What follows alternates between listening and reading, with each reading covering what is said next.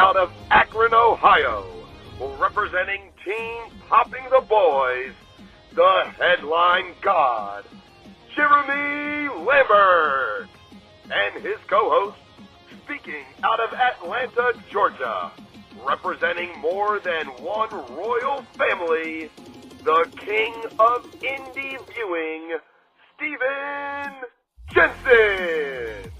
And this is the Spotlight on Fightful.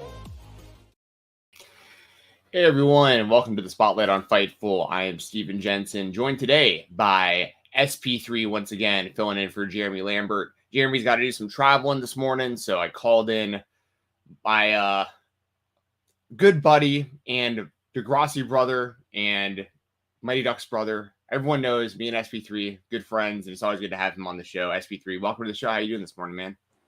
I'm doing great, and it's great to be back on the Spotlight. I call myself the Spotlight utility player, the sixth man of the Spotlight. Whenever you guys need someone to fill in, I am here for y'all. So happy to be here, happy to fill in for Jeremy. Hope Jeremy is doing well, and hope everyone watching is doing well.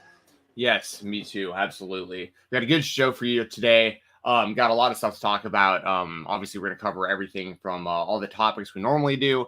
And at around 10 a.m. Eastern time, y'all will hear an interview from myself, Jeremy, and PCP Crazy Manny, which is a great interview. Dude's been around since like the 90s in wrestling, and as a promoter, as a wrestler, as a deathmatch legend. I mean, it's a great interview. And for those of you who may not know, IWS is what Manny, the company Manny founded, and he's still a promoter for, and they're heavily responsible for like launching the careers of guys like Kevin Owens and Sami Zayn and stuff like that. I mean, Manny tells a story during the interview about how he and some others came up with the El Generico mask gimmick and everything right before Sami Zayn went out there and did it for the first time, and stuff like that. So, I mean, there's some really cool stories he tells, and that'll be at around 10 a.m. Eastern time. Outside of that, we might as well just jump right into the topics, and we're going to start off with over 1 million fans and a great number in the demo tuned in. And it was a great show, and I think it's been a run of great shows. AEW spotlights this week. We're going to start off strong with finally it is official. Kota Ibushi is going to be part of Blood and Guts. He joined the elite side, the Golden Lover side, the Golden Elite side, whatever you want to call it. We now have Kota Ibushi officially joining Blood and Guts and being a part of AEW, at least to some degree, finally. Also, we had the return last night of PAC on the other side of Blood and Guts. So two big returns last night on AEW Dynamite. Obviously, it was cool to see PAC because he's a guy who's been really important to the company really since day one, but he's just like used so kind of sporadically. You forget he's even a part of the company. Then he pops up and you're like, oh, damn, yeah, like he's had like feuds with Kenny Omega. He's beaten Kenny Omega. So it's good to see PAC back in the mix.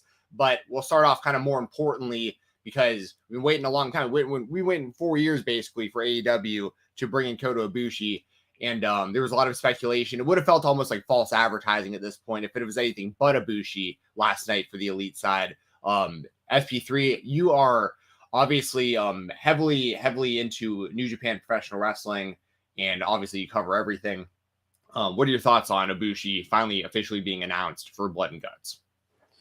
Yeah, for a lot of like the fans that don't know Kota Ibushi, I know they're probably like sitting back and saying, oh, another great wrestler. Oh, big deal.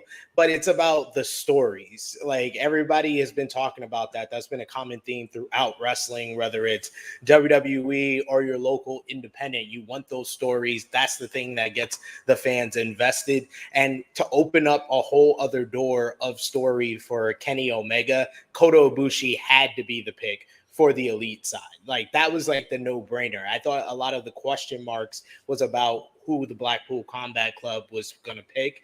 And I was kind of referencing history And looking at the players that were available to us, I was saying Don Callis. I was like, put Callis in there because we've had J.J. Dillon in the past. We've had Paul Ellering in the past. Put Don Callis in there. Have him be the one that takes the loss, and you get the, Blackpool Combat Club can be protected. You get Kenny Omega getting his hands on Don Callis, but I know they want to save that. That's kind of the story after this whole blow off for the BCC and the Elite. So I thought PAC was a genius kind of like plan A. This seems like the plan all along. Like we had the reports that CM Punk kind of pitched himself, but PAC is one that kind of just makes a whole world of sense because he has so much history with the Elite side. Like Kenny Omega and PAC, the Iron Man match, the 30-minute Iron Man match, it's still in my top 5, top 10 Dynamite matches of all time. And their feud, their trilogy was kind of a big part of both men's stories in AEW back in 2019 to 2020.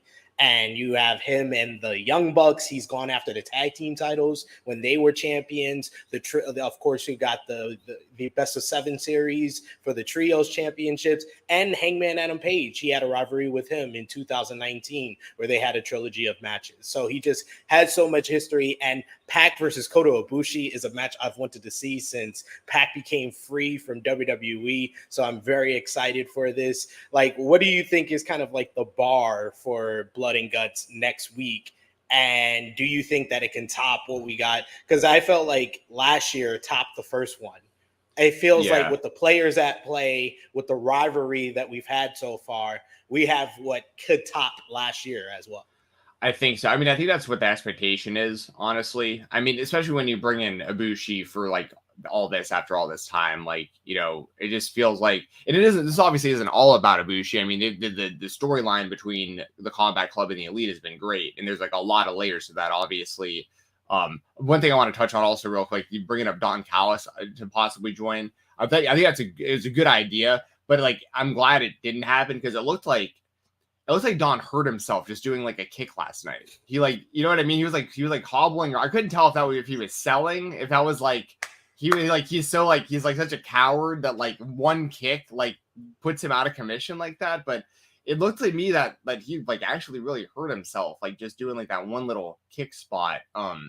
So I don't know. I'm sure that was just a freak thing, or he was just selling. I don't know. I really don't know. But as far as the bar for the Blood and Guts match, though, yeah, I'm hoping it's going to be the best Blood and Guts match they've ever done. I mean, they've all been good up to this point. The only thing I don't like about the match, and this is the same thing with War Games, and this is just a nitpick, is I wish it was either like elimination style or something like that. I don't like how in those kind of like War Game matches and stuff, you have to have like everyone kind of fights almost for no reason. It makes sense in like kayfabe or whatever because you're beating the hell out of like everybody. Like it's a blood feud, like literally. Like you're like you want the time to be in the cage without any rules and like get your hands on these people. I get that, but there's also like something to be said, I feel like, about having like an advantage depending on the order that people come in and stuff. Like, I don't know. I just feel like there's a lot more that can be done with like an elimination style and something like this. But that's just me personally. It's just like a personal preference. But outside of that, because it's one of those things, right, where it's like they're fighting for like a half hour or whatever, then the match like officially starts, and then all it takes is like one person to get pinned and the whole thing is over. To me, that's just a little weird to me. Like, but that's how it's been forever with like War Games and stuff. Like, this isn't new. It's just how I feel about it. I don't know if you agree with me or anything. Or... No, I get that, for some people it's a flawed concept, but I think that's the trick. It's kind of like what we saw earlier this year with AEW Revolution with MJF and Bryan Danielson, and all the questions going into that matchup was, oh my God, can they make a 60-minute Iron Man match that people know, the fans know going in is 60 minutes? Can they make it entertaining? And what did they do? They went and had the best Iron Man match that most of us have ever seen.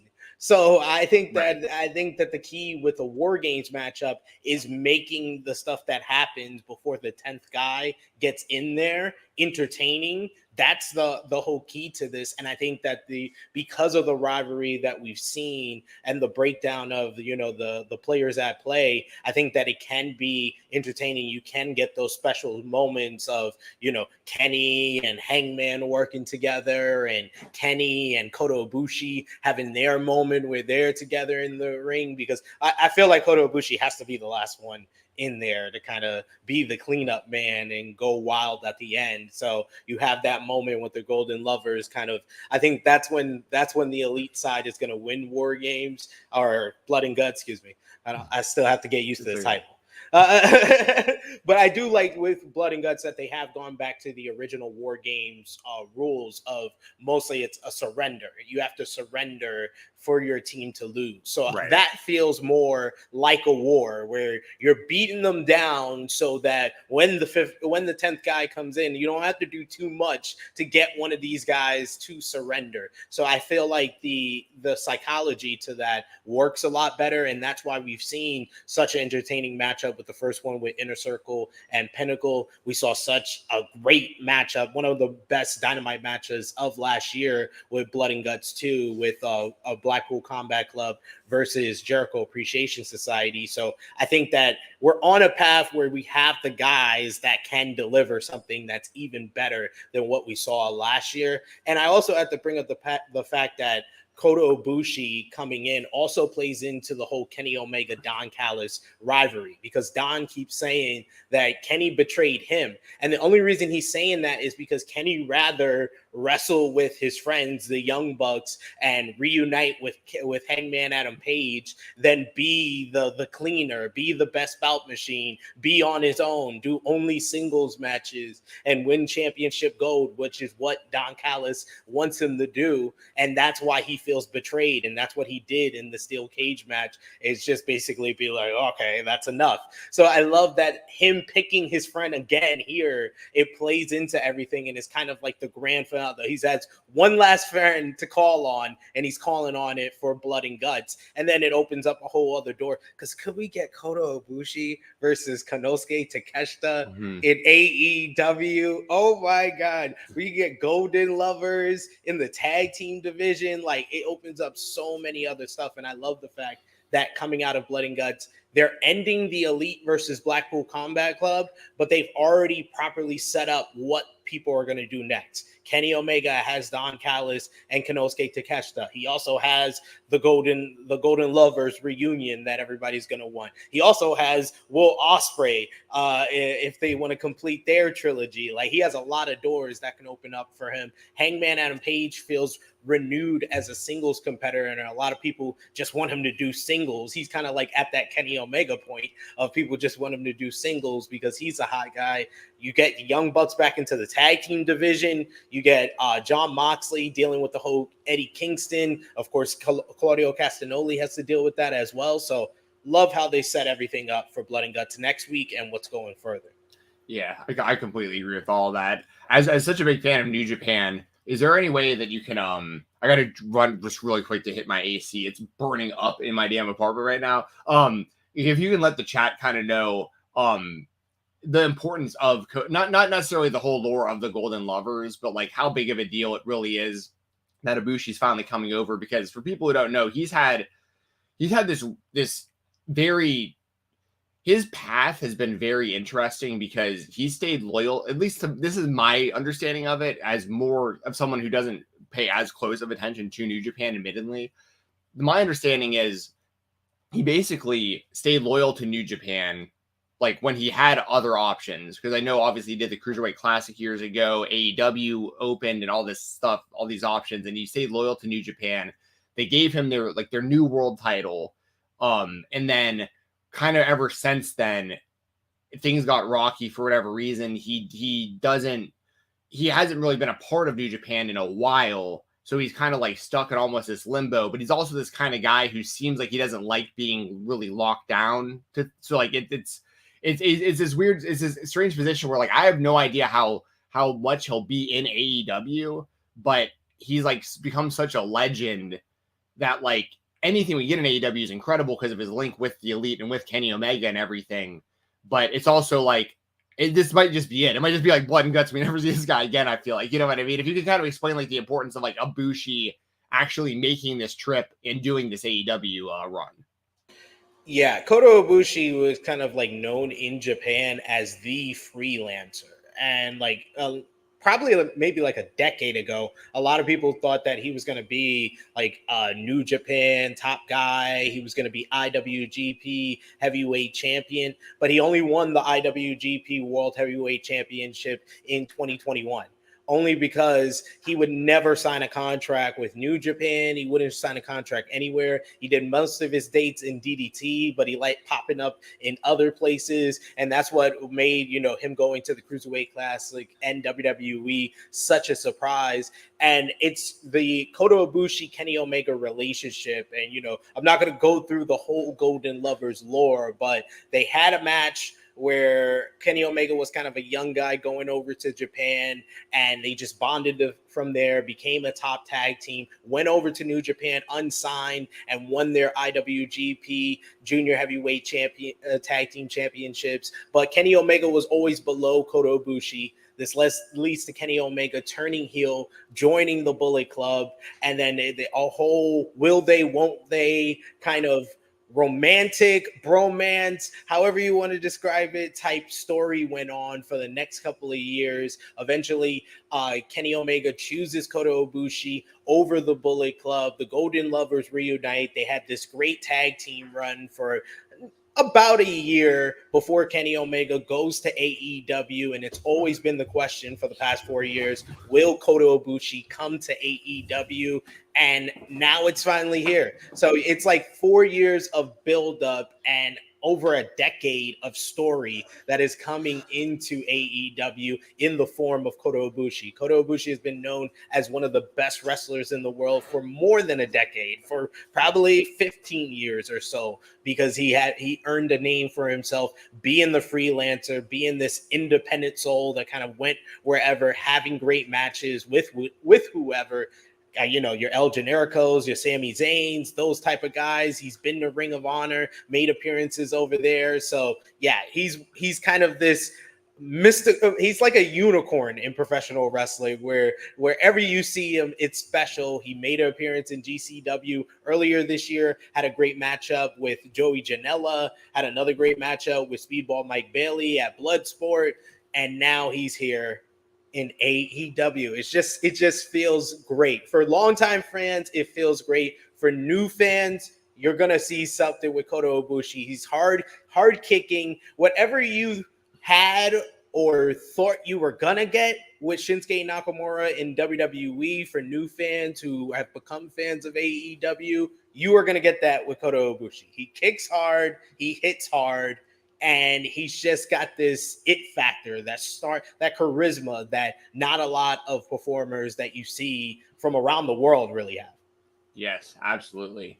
And everyone in the chat, thank you for being part of the show today. If y'all have any super chats, feel free to send them, and we'll make sure to put them on the screen. We'll answer your questions, read your statements, all that good stuff. Please hit the like button as well, the thumbs up here on the channel. We appreciate that. Subscribe to Fightful. As well, if you're not subscribed, we're really close to 100,000 subscribers here on the channel. So I know that's a really big deal. And that's something that Sean's been like really looking forward to for a long time here for this YouTube channel. So the quicker we get to 100,000, that'd be really cool. So if you aren't subscribed for whatever reason, please hit the subscribe button. We appreciate it. It's totally free to do that. So there's a chat here. Louisville says Yoshihiko needs to come to AEW now. That's a whole other topic. I was gonna bring that up later, but I'm gonna finally see Yoshihiko live, Steven Jensen. Yes, we'll talk. We can talk about that towards the end of the show because it does tie in with some of our indie spotlight. But yes, stick around. So many neck bumps. Yes, very true. Yoshihiko takes the craziest bumps of any wrestler I've ever seen. So if you're unfamiliar with Yoshihiko, please become familiar. Other AEW topic today, other spotlight, is going to... Well, actually, before we do that, really quickly, just like official prediction for Blood and Guts. I'm going to go with the Golden Elite to get the win in that one. I feel like you got to after this, after all this. Yeah, you gotta go with the Golden Elite. I'm very interested to see what PAC does after this, but yeah, I think this is gonna be the TV match of the year, or match of the year candidate is kind of my bar for this matchup. But yeah, I got the Golden Elite getting the win with probably Kenny Omega pinning Wheeler Yuta. Yeah, getting the revenge, like, because Wheeler pinned Kenny in the Anarchy in the Arena.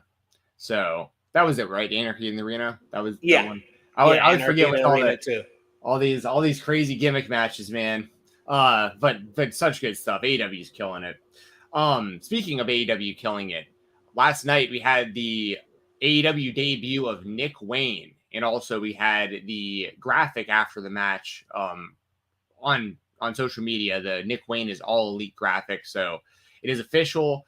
You know, Nick Wayne is a guy who he popped up on my radar, a few years ago, and I've been covering him really since he was probably 15 or 16 years old, which is just wild because he's 18 now. Very similar trajectory in a lot of ways to Billy Starks, like these just literal kids who became great wrestlers as teenagers, and started training as kids. And it's really cool to see because I know AEW's done a good job up to this point explaining who Nick Wayne is and who his dad is and all this stuff, but and especially because of like the people who he's trained and having like Darby involved with Nick's debut and all that stuff. And I think it's been smart how they've done this.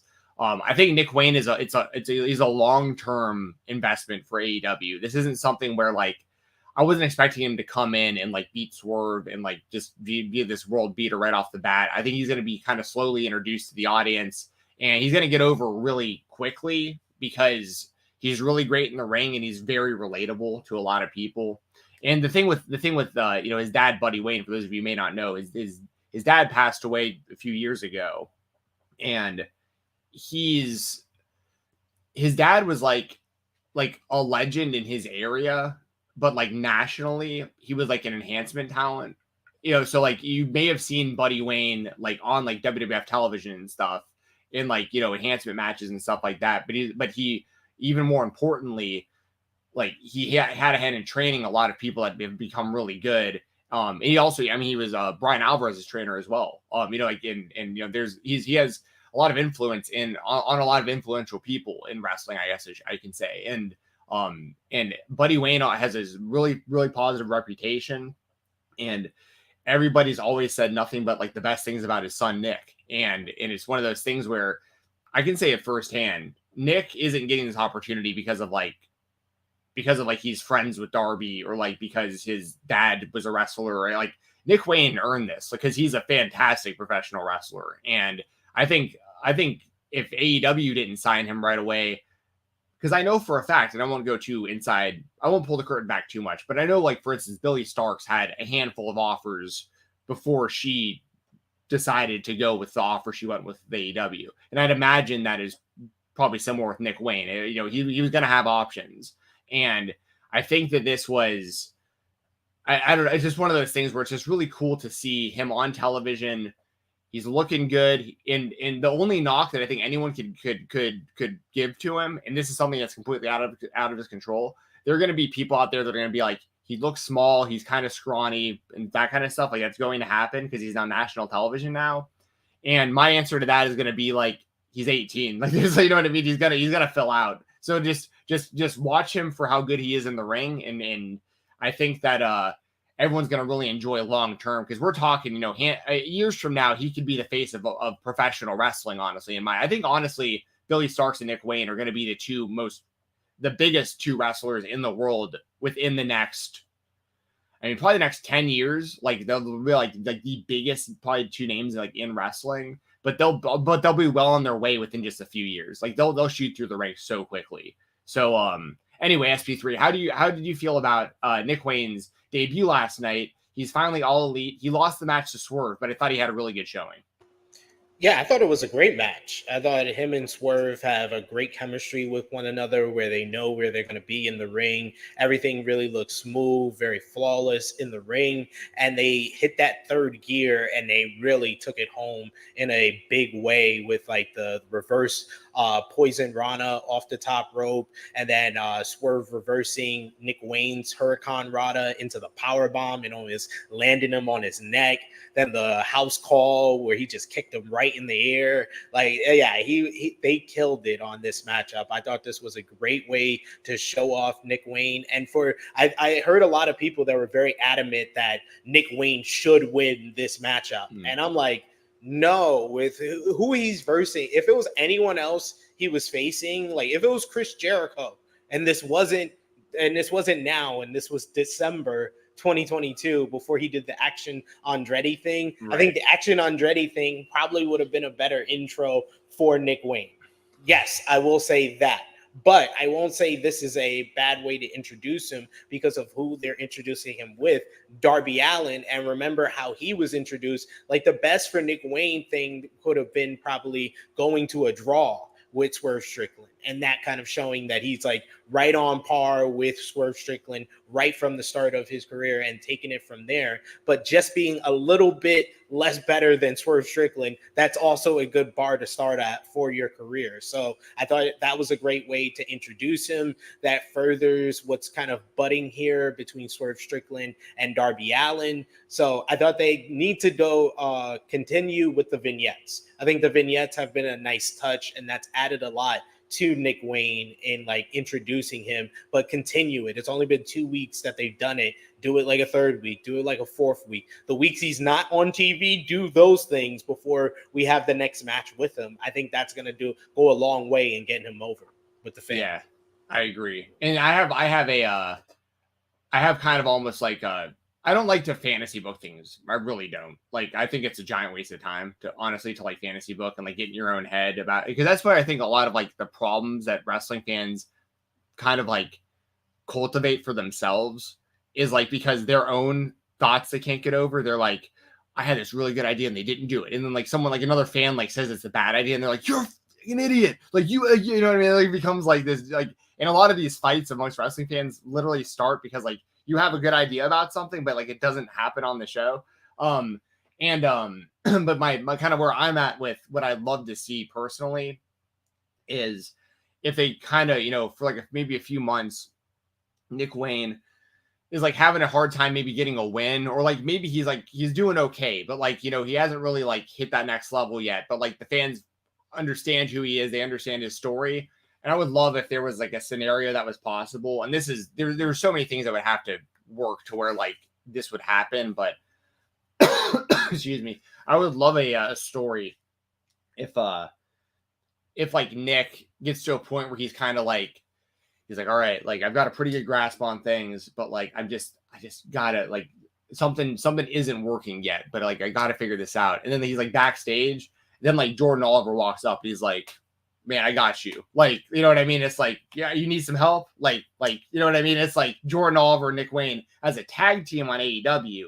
That would be so huge for both guys because like Jordan Oliver has been ready for a while. Like he needs the exposure, in my opinion, on the mainstream. Like, I mean, he's so damn good. And like, he has so much potential still that's untapped. Like, and Jordan Oliver's got the respect of all the wrestlers. Like everyone loves the guy. So it's like, and Nick, I think it would be so good for him to have Jordan, like as he's learning and growing up and stuff for like a few years, to have them as a tag team on AEW, I think would be so huge for both guys.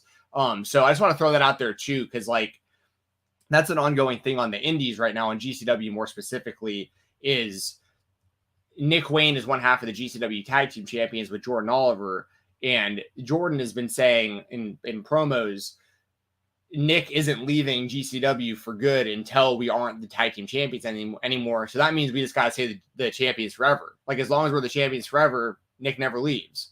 And I like that because it's like, I don't feel like there's going to be any big like blow off or like feud between these guys. I think like eventually like they'll lose those titles and then they'll hug or whatever, and Nick will just be kind of on his way to AEW. And the good thing with AEW, obviously, is they have the relationships where a lot of these guys still have options to like work independent dates and stuff like that. So I don't think we're gonna like totally lose Nick Wayne. I don't think like Billy Starks is still taking indie dates and stuff. Like but my point really is I feel like Nick doing this on his own on AEW TV is really, really cool, but I think it would work even better and it'd work faster, I think, if he was in a tag team with Jordan Oliver. Because that also, like, you can just have those guys, like, winning tag team matches without having Nick, like, beating guys one-on-one if you don't want that to be the kind of the presentation of Nick just yet, if that makes sense. You know what I mean? Yeah, I think that you have a good story there because, like you said, Jordan Oliver has been ready for TV for a while, and people saw that when he was on MLW. People like me over here on the Northeast, I've been seeing Jordan Oliver since he was like a skinny 18-year-old. Since he looked like Nick Wayne, just a Nick little taller. Wayne, yeah. And Jordan has put on a lot of size in the last few years.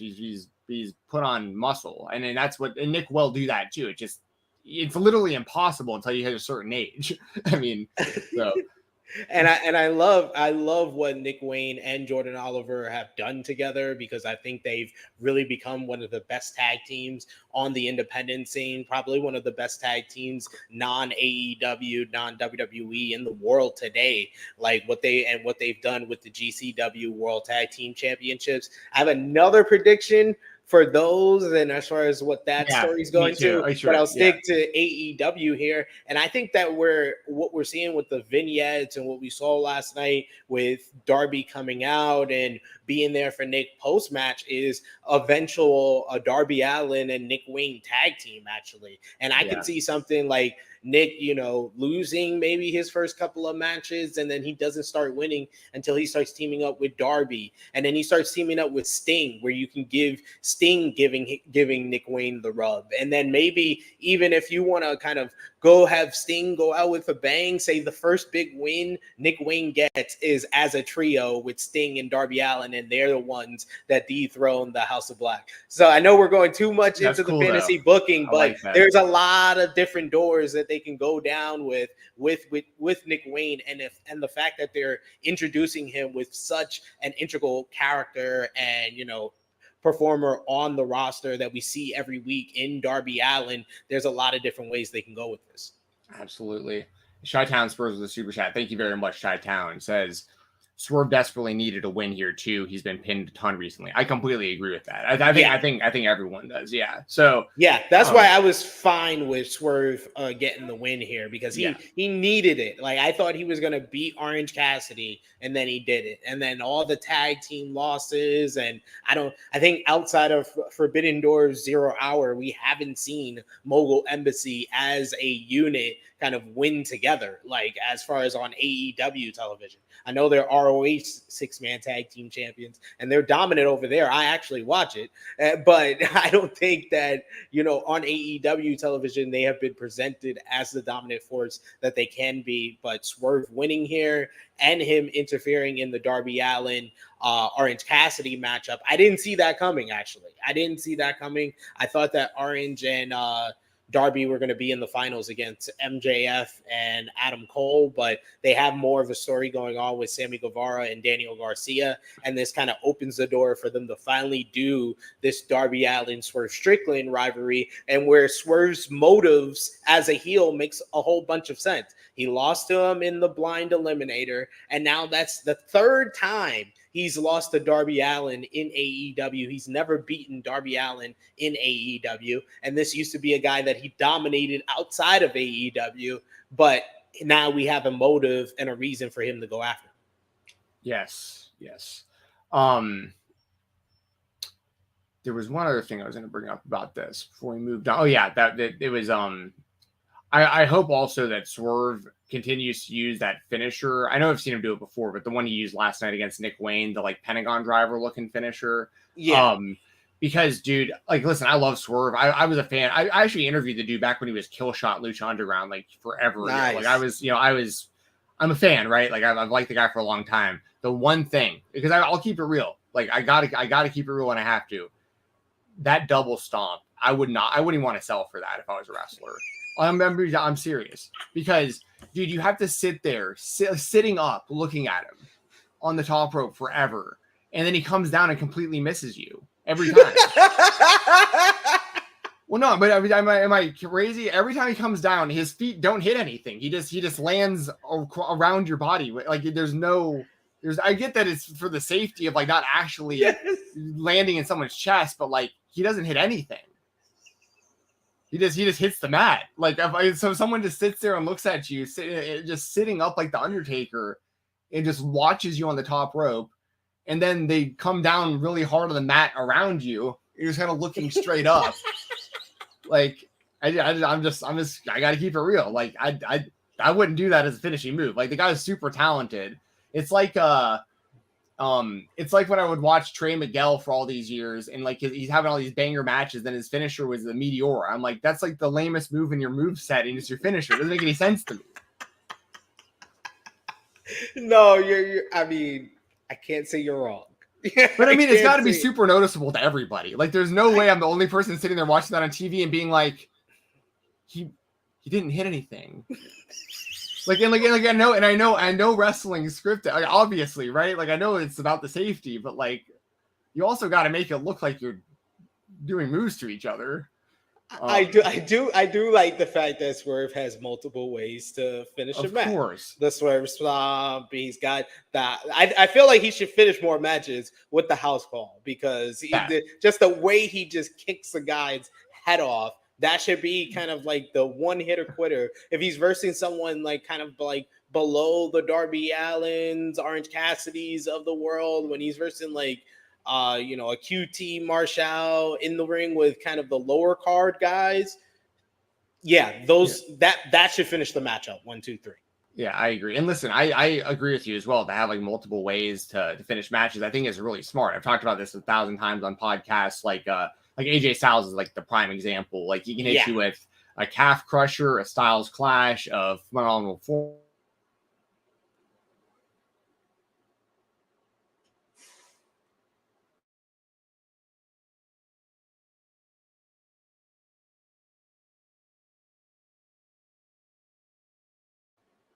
Oh, I was confused. I thought it was me, but apparently Steven Jensen's internet Wi-Fi is out, and now it's the SP3 show. It's True Hill Heat podcast. But I think that the JML driver is a great finisher, and it is kind of like his go-to to kind of completely demolish a guy, and the way he hit it on Nick Wayne sold the hell out of it. I don't know where Jensen is at right now. I'm going to try to fill in for time here. Welcome, everyone. Remember, drop the thumbs up on the video. Hit the subscribe button if you are new. We're trying to hit 100,000 subscribers on the Fightful Wrestling YouTube channel, but is that Jensen messaging me? Just checking. Okay, yes, he is messaging me. But yes, my disclaimer prediction for today's AE Ramble later on the True Hill Heat YouTube channel at 1:05 p.m. Eastern Time with me and Jimmy Macaram, he will have 8 disclaimers. Or I will lead him to 8 disclaimers, however you want to put it. But yes, Jensen says that he just needs a second. He's reconnecting the internet. I was very confused. Ladies and gentlemen, I even muted myself. I was like, all right, if my internet's going out, I'll go out like a man. Just take it. But Swerve heard Jensen talking crap. That's what you get, Jensen. Shouldn't been talking crap about Swerve. We here to protect Swerve.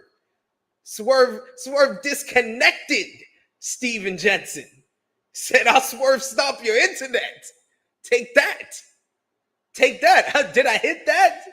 Are you on screen now? That's what Swerve said. Thank you, Swerve. I didn't like how he said all those things either, Swerve. We do have a super chat donation here. Jensen will pop it up on screen, but I'll read it for you guys right now. Louis V, who says, hope this builds to Swerve taking Sting to the other side, would make him a legend.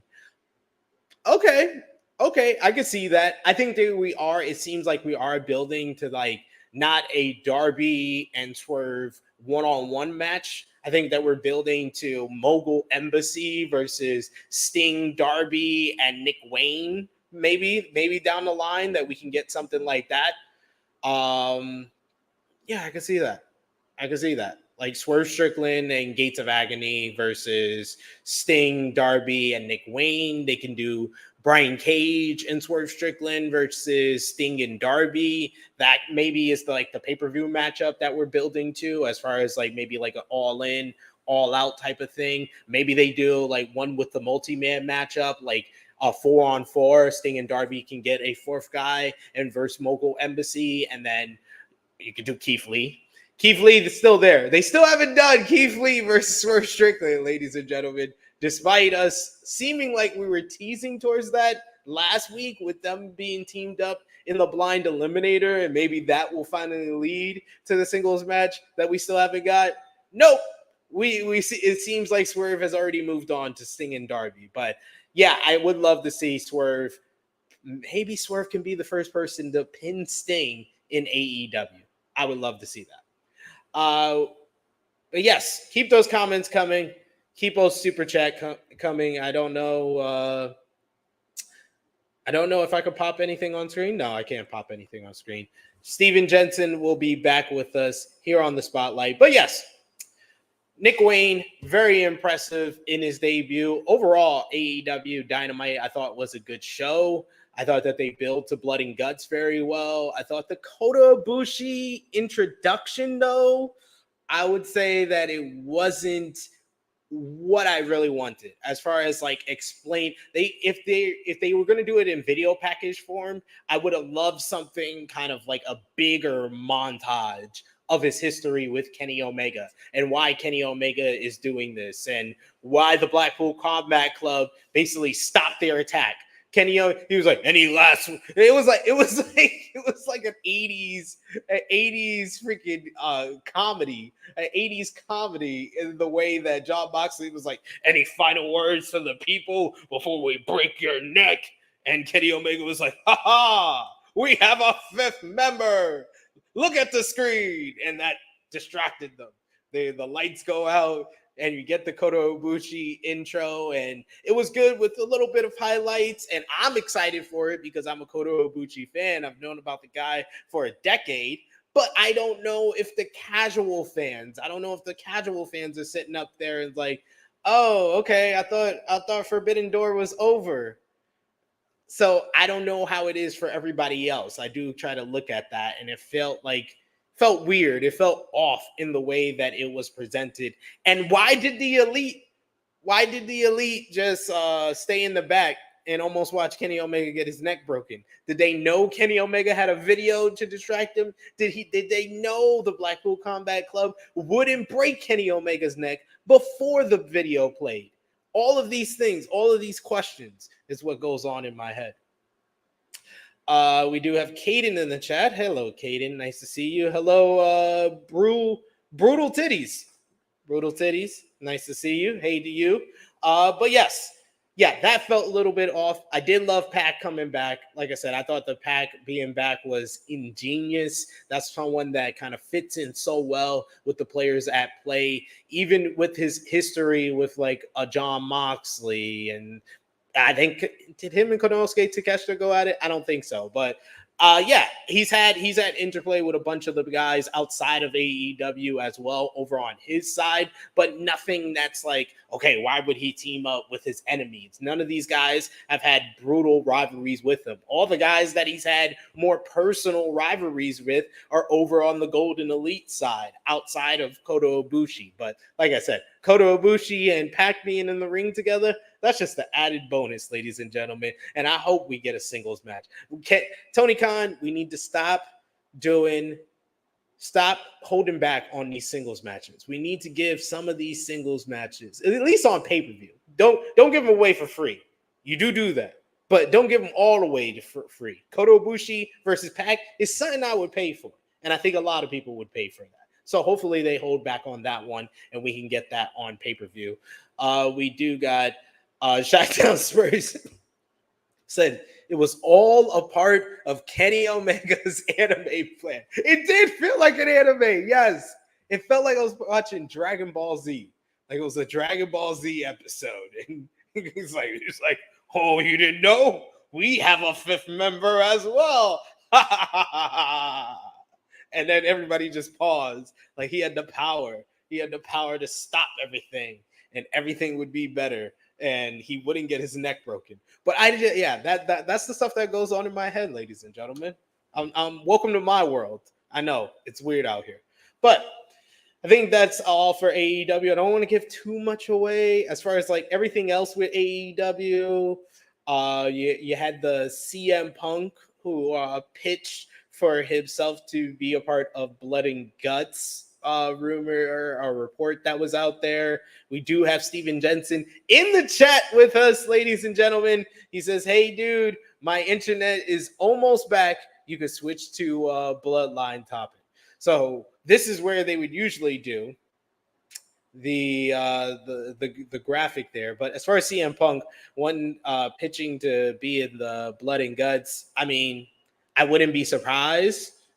CM Punk want to get in there. And I also wasn't surprised to hear that the Blackpool Combat Club and the Elite was just like, nah, bro. Nah. Neither team was like, nah, you want him? You want him? Do you want him? Do you want him? Do you want him? But not very surprising. But this is where they would do the graphic for WWE, and you never finish the story here. We got to finish the story here. But yes, moving on to the WWE spotlight here. We had last Friday on SmackDown, the Bloodline. You had the trial of Roman Reigns, the tribal court. You had the Usos involved, Solo Sikoa, Paul Heyman, Roman Reigns. You had a Solo and Paul Heyman were out there. Then the Usos came out. Well, the Usos came out first. Big reaction from that Madison Square Garden crowd. I love the fact Madison Square Garden kind of took the cue from the London crowd at Money in the Bank and were singing the Usos theme song. I hope that's a thing now. I want to see more people singing the Usos theme song. That just brings an energy to their entrance that wasn't there before. I want that to continue. Not to the annoying point where we ruin promos by singing the Usos theme song, but I mean during the entrance. During the entrance specifically, I want to see more crowds singing the Usos theme song.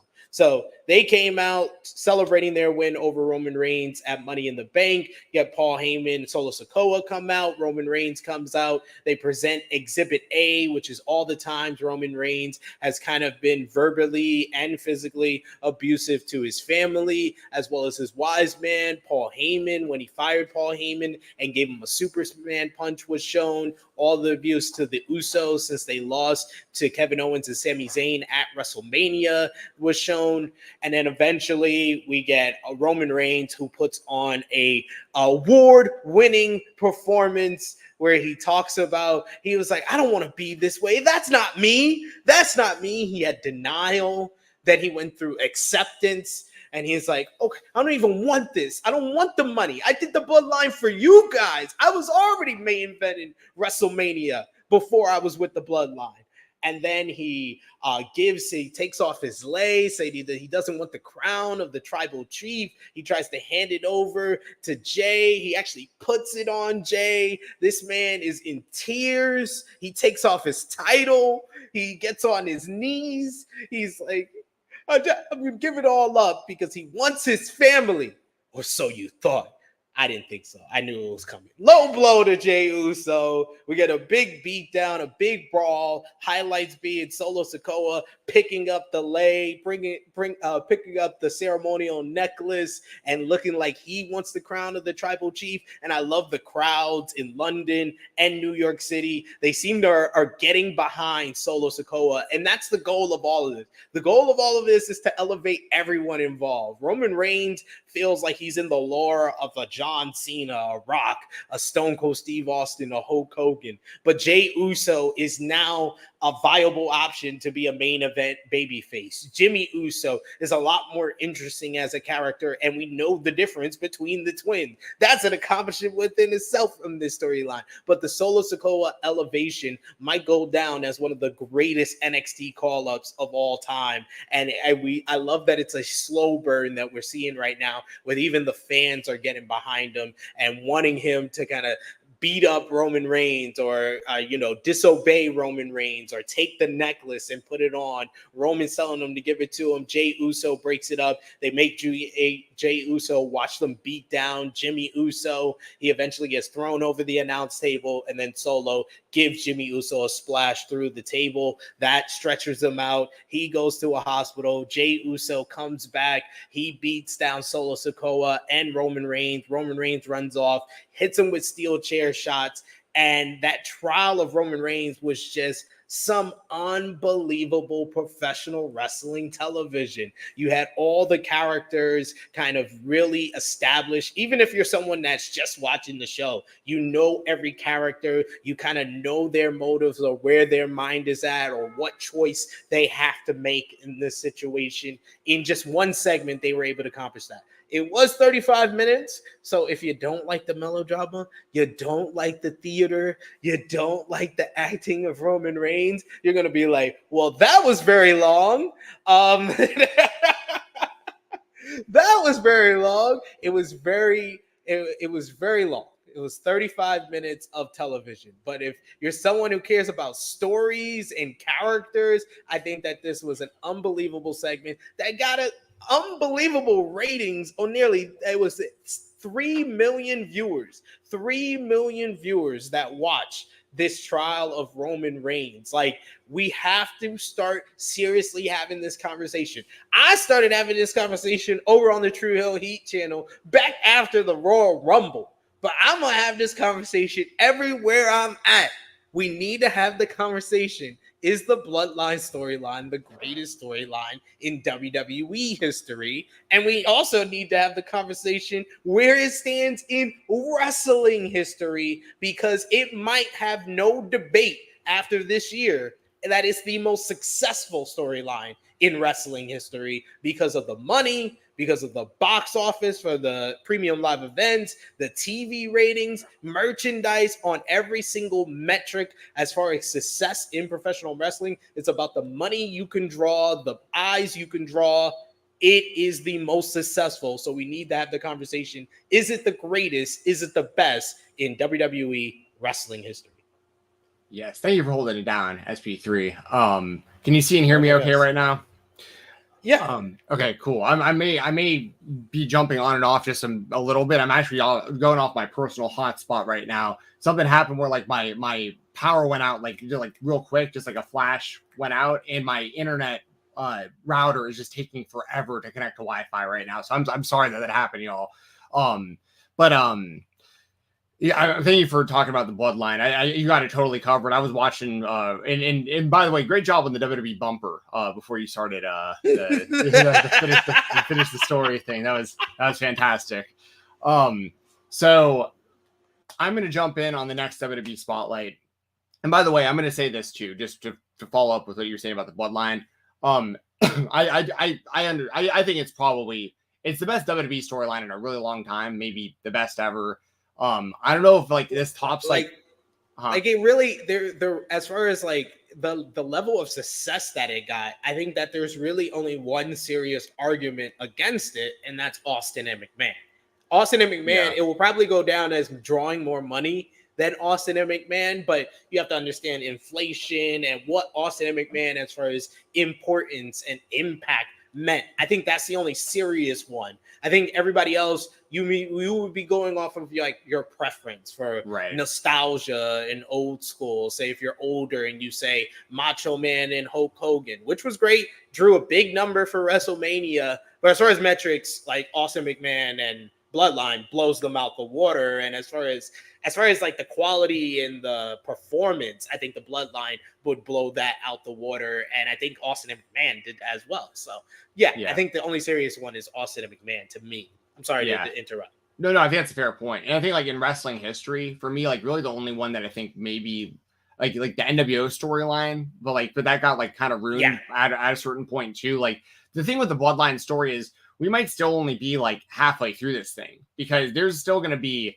like, there's probably a Roman Reigns babyface run as a part of this eventually. The all of them reuniting. There's there's still a lot that they can do with this for the next few years if they wanted to. So they're basically on the elite trajectory where we went through all of this. We just went through, they told this story in 4 years in AEW of them being together, breaking up, feuding with each other, then coming back together. They both have been on, well, except for Hangman, been both on the babyface heel side as well. So yeah, the Bloodline is on that trajectory. Yes. Now, thank you everyone who's joining the show right now. Normally we start at 9:30 Eastern time, so we're an hour early today. Thanks for everyone who joined early. We got about another half hour for y'all live, and then an interview coming up with PCP Crazy Manny aired around 10 a.m. Eastern time. And it was funny because I was just, before my internet and everything went out, I I was talking about how guys like AJ Styles with all their different moves and all that stuff. And we were talking about Swerve. I saw some people in the chat like, oh, Swerve got Jensen. Jensen talk trash. And it's like, yep. I did a whole promo. You got to go back and watch I gotta check that out. I was like, for Swerve. Swerve was like, he hit the Swerve stop on your internet. Yeah, he did. He did. Now, had that happened right after what I'm about to say, I'd understand it even more. So my WWE spotlight, my WWE spotlight this week. It's just tough to do because I didn't get the bumper. I'm not going to hit it now. You did too good of a job. All right. So big sexy Kevin Nash has been out there and he's been saying stuff about LA Knight. And he's been saying a lot of stuff that sounds really familiar to me. Because it's all the same exact stuff that I've been saying. And people are getting really upset with me. And people are getting really upset with Kevin Nash. And I just want to come on here and say really quickly that I stand with big sexy Kevin Nash, that I agree with everything this man is saying, and that I'm so happy that there's someone out there like he's almost like kind of taking strays from me at this point because it's like he's obviously way bigger than I am, like not like literally and figuratively. The wrestling space is like attacking Kevin Nash over his thoughts. Way less people attack me over it, but like nonetheless, it's the same comments that I'm seeing. It's the same exact comments, and but basically, for those of you who don't know, Kevin Nash has been essentially talking about the same things I've been saying about LA Knight. Listen, I get I'll say what he's been saying. He's basically been saying that he's a Rock ripoff. He's an Austin ripoff. He doesn't get the hype and why he's so over and why the fans have gotten so behind him and everything. And that's like kind of a Cliff Notes version of it. Now, and Kevin Nash multiple times now has gone back and said these things. Now, he also addressed his enemies, which I really respected. He addressed like the fans that have been coming at him too. And he said probably my favorite quote in wrestling history. He said basically, all you fans that think you matter, you don't. And I popped so hard for that. He said that veterans like himself are holding down guys like LA Knight just as much as y'all are sitting at home on your living rooms getting him pushed. So I think Kevin Nash is the man. I just wanted to throw that out there on today's show that like it's good because like I felt like I was going crazy week after week saying the stuff I was saying. And everyone else, Jeremy included, everyone in the chat, everybody, people hitting me up on Twitter, just everywhere, YouTube comments and everything. And being like, Steven, you're crazy. Steven, you're biased. This is all about because you don't want it to be him. You want it to be Cody. All these reasons. And part of them are valid. But then they get reinforced when someone like Kevin Nash comes out there and he says exactly what I've been saying. And I'm like, you know what? Listen, Kevin Nash doesn't watch the show weekly. Either do I. So we're kind of on a level playing field in a lot of ways when it comes to that. I watched LA Knight wrestle recently. I'd seen his Pitch Black match, which was the worst match I've seen maybe ever. That match was terrible. But that's also not all on him. I'm not ignorant to that. Like I know Bray Wyatt ruins a lot of people with the stuff he does, and there's two things. And the gimmick was goofy. I get all that, but this dude's been wrestling for the better part of 2 decades. He's been in Impact. He's been in NWA. He's been multiple stints in the WWE system, and where he's at now. And all anyone can ever say when you ask to bring up some matches to watch is, well, you had some good matches with Cameron Grimes in NXT. It's like, okay, like that's a couple matches you can reference on the developmental brand for WWE, like a couple matches in 20 years. But anyway, all that said, I watched some clips of his match from he wasn't on SmackDown this week, so I couldn't watch him there. But like, I think it was probably the SmackDown before that. I didn't realize, Jeremy, Jeremy Cheese. I didn't realize SP3. You can call me Jeremy. I'm used to saying that. Like that's used to saying that line. Listen, SP3. I didn't realize this was the case. During that match, he did something where he like put his opponent down, and his feet are at the shoulders of his opponent. So his opponent's looking straight up at like his crotch, right? And he's standing above him. And instead of going, he goes, "Hey, nice," and then does a people's elbow. And then his finisher, it looks exactly like a stunner, except for like the way he like actually puts him down to the mat. Like he does like the kick to the gut and then like turns around. I'm like, this dude, like there is taking inspiration. And then there's like, and none of it's entertaining to me. That's the problem. Like, I don't like his promos. People, dude, there were people saying that he was cooking Logan Paul on the microphone leading up to Money in the Bank. His promos were literally, Logan Paul, you have a lot of followers on social media. You're way more famous than all of us here. But today, you're in LA Knight's ring. Everybody's saying LA Knight. Yeah. That's not cooking anyone. That's saying nothing enthusiastically. That's all he does. No, He's saying nothing. He cooked him with the line where he said that Logan Paul, who's famous for making a bunch of videos for a bunch of 14-year-olds, that was the line that got that popped people. Okay, that's a good. You cooked him, dude. What show do you think you're on when you're saying this? By the way, this is a PG-rated show for kids. WWE, like you're gonna roast Logan Paul for having a kid audience when like you have a kid audience, like even by the way, way less of an audience, way less than Logan Paul. That's for sure. This is so goofy to me. I like Logan Paul because I can like promo guys. I like some guys because they do great promos, they're great characters, and I like some guys because they're great wrestlers. Would I call Eli Drake, LA Knight a great wrestler? No. He's a solid wrestler. He's a solid hand. But he has the promo of a main eventer, in my opinion. I think that his delivery is very strong. He has some good one-liners, some really good wit. He has that charisma, that kind of star power that you're looking for. So I understand why the fans have got behind him. But as far as like in history of like the times that we can compare this to when fans got behind someone, this is much more Zack Ryder than Bryan Danielson. Thank you. Yes, that's very accurate. Like that's like people are comparing this guy to Stone Cold and The Rock, but it's only because he has similarities in certain ways to them.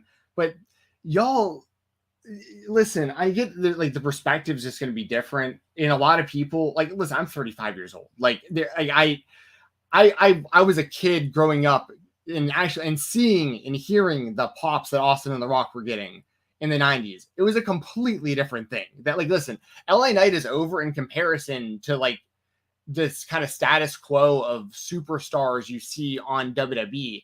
And that's part of what I think is doing him so well, is that outside of a few people on WWE television, everything is very like more or less it's very basic. Like it's a lot of like low hanging fruit, things that are very easy to understand. It's a kid's show, which is like it's totally fine. I'm not bashing it by saying these things, but it's like if anyone does anything like a little out of the ordinary, they're like, oh my God, this is the next guy. This guy's incredible. But one thing I can't deny is like he gets a pop. Like he does when his music hits. The people get loud. In that Money in the Bank match, I'll give him his credit. Like, I watched that match with my brother. My brother had never seen LA Knight before. And my brother was like, yo, who's this guy? Like, they love this dude. Like, because, like, he's climbing the ladder and, like, they want him to win, you know? And it's like, so there are, I as much as I don't understand it, I see that it's happening. I just think there's not enough substance there to where like eventually people are going to like start seeing what I'm seeing, what Kevin Nash is seeing. And I don't know, but here's the thing. He's more of like a old is new again type of exactly. performer. He's well, here's the thing. He's brand new to the kid audience because they didn't grow up with Austin and The Rock. But he's like a nostalgia act almost to the older audience, but it's working. Like, see, that's the difference. Is like I see it and I'm like, this seems lame to me. I think most people that are in my position see it and they're like, I miss having guys like this around, and it's like, and I understand that, but I also hear Kevin Nash talk about it. I'm like, that's what I've been saying. Like, this is, and you can't sit here and tell me Kevin Nash doesn't know what he's talking about. Listen, he might, to some degree, like he's probably disconnected from the product in a lot of ways. He came from a different era. He was never a great in-ring wrestler either. But you can't tell me that Kevin Nash wasn't incredibly over and incredibly important and incredibly influential and has incredible. Listen, I don't think he's sitting there calling Triple H and being like, this LA Knight guy, like, are you all serious going to push it? Like, I don't think there's anything like that happening at all. But I also think, like, what Kevin Nash says, like, does hold weight in the wrestling community still, obviously, because people got so upset with what he was saying. So, anyway, it just is what it is. Like, I don't know. I guess, really, honestly, at the end of the day, to be full transparency, if he were to go out there and win like the U.S. title or something like that, that's totally fine to me. Like, push him to a degree, in my opinion, but you can't listen to. He can't beat Roman. That's got to be Cody. I'm sorry. Like, it can't be anyone but Cody at this point, unless it's Jay. Unless they're going to pull the trigger on Jey Uso. Jey Uso is the only other person in the world that it makes sense to beat Roman Reigns at this point. Yeah. So if it's going to be Jay, I understand that. I don't like it because it boxes Cody out. But like, but all these people seem to be like, push LA Knight instead of Cody. That's some of the discourse that I see. And that's the kind of stuff that really starts to bother me. I think that's the main reason. Like, I'm a bit, like I said, I've been watching Eli Drake since he was in TNA. And I thought dummy, yeah. Like, me and my friends used to love Eli Drake like 10 years ago when he first was starting off and getting over in TNA. We saw him in NWA where he just felt like him, the Eddie Kingston, the Ricky Starks, Thunder Roses of the world, just felt light years ahead. Nick Aldis felt light years ahead of everybody else on that show and made that show NWA Power must watch in the first couple of weeks because of they had those guys. So yeah, like I've seen him throughout his entire maturation process before he came to WWE, and I've loved the fact that he's gotten over with the fans. But I did not actually want him to win Money in the Bank because my biggest question was, and then what? Yes, WWE has given us great things in the past because the fans kind of willed it to happening. Bryan Danielson got his moment at WrestleMania 30. And then what? I mean, it was out of their hands. It was out of Bryan Danielson's hands, but he got an injury. They had to, crown a vacant champion after that. And eventually it got to Brock Lesnar like it was supposed to, but it didn't work out the way that we thought it would afterwards. He gave us Kofi Kingston defeating Bryan Danielson at WrestleMania 35. And then what? Now that was 100% on creative. They treated him like a mid-carder for most of his reign. He never headlined or closed out any premium live events during his reign, and then he lost in 8 seconds to Brock Lesnar on the Fox premiere of SmackDown. And then what scared me too much, and I want too much success for LA Knight that I was like, nah, he can't win Money in the Bank. I need someone that they can actually have ideas for. So I was like either Logan Paul, but I was like more likely Damian Priest because they have this whole story with Judgment Day. It just makes sense for him to win. So yeah, LA Knight going for the US Championship makes a lot of sense. Austin Theory, we got to start having that conversation, Jensen, about Austin Theory being one of the biggest failures of Triple H's regime because he was getting over as the annoying mid-card favorite of Vince McMahon, despite how people felt about him, and putting him in Money in the Bank. He did what he did, and he was actually getting over because he was kind of the annoying chicken shit heel. But I don't see that anymore. He's gotten less over because of that Cena promo. That Cena promo he has never recovered from. Here we are 3 months later. That's all fair. That's all fair. So Triple H got some decisions to make. Are you going to continue to push LA Knight? Are you going to continue to push guys like Austin Theory? I think Frantic World makes a good point. He says if The Rock made the same comments about Eli Drake that Kevin Nash does, people would take it like they'd take it differently. They'd agree with him. I agree. But here's the thing. I think that those guys are kind of putting him over. Like The Rock and Austin seem to be like in Cena. They've been like tweeting and Instagramming about him and stuff. And like, listen, it is what it is.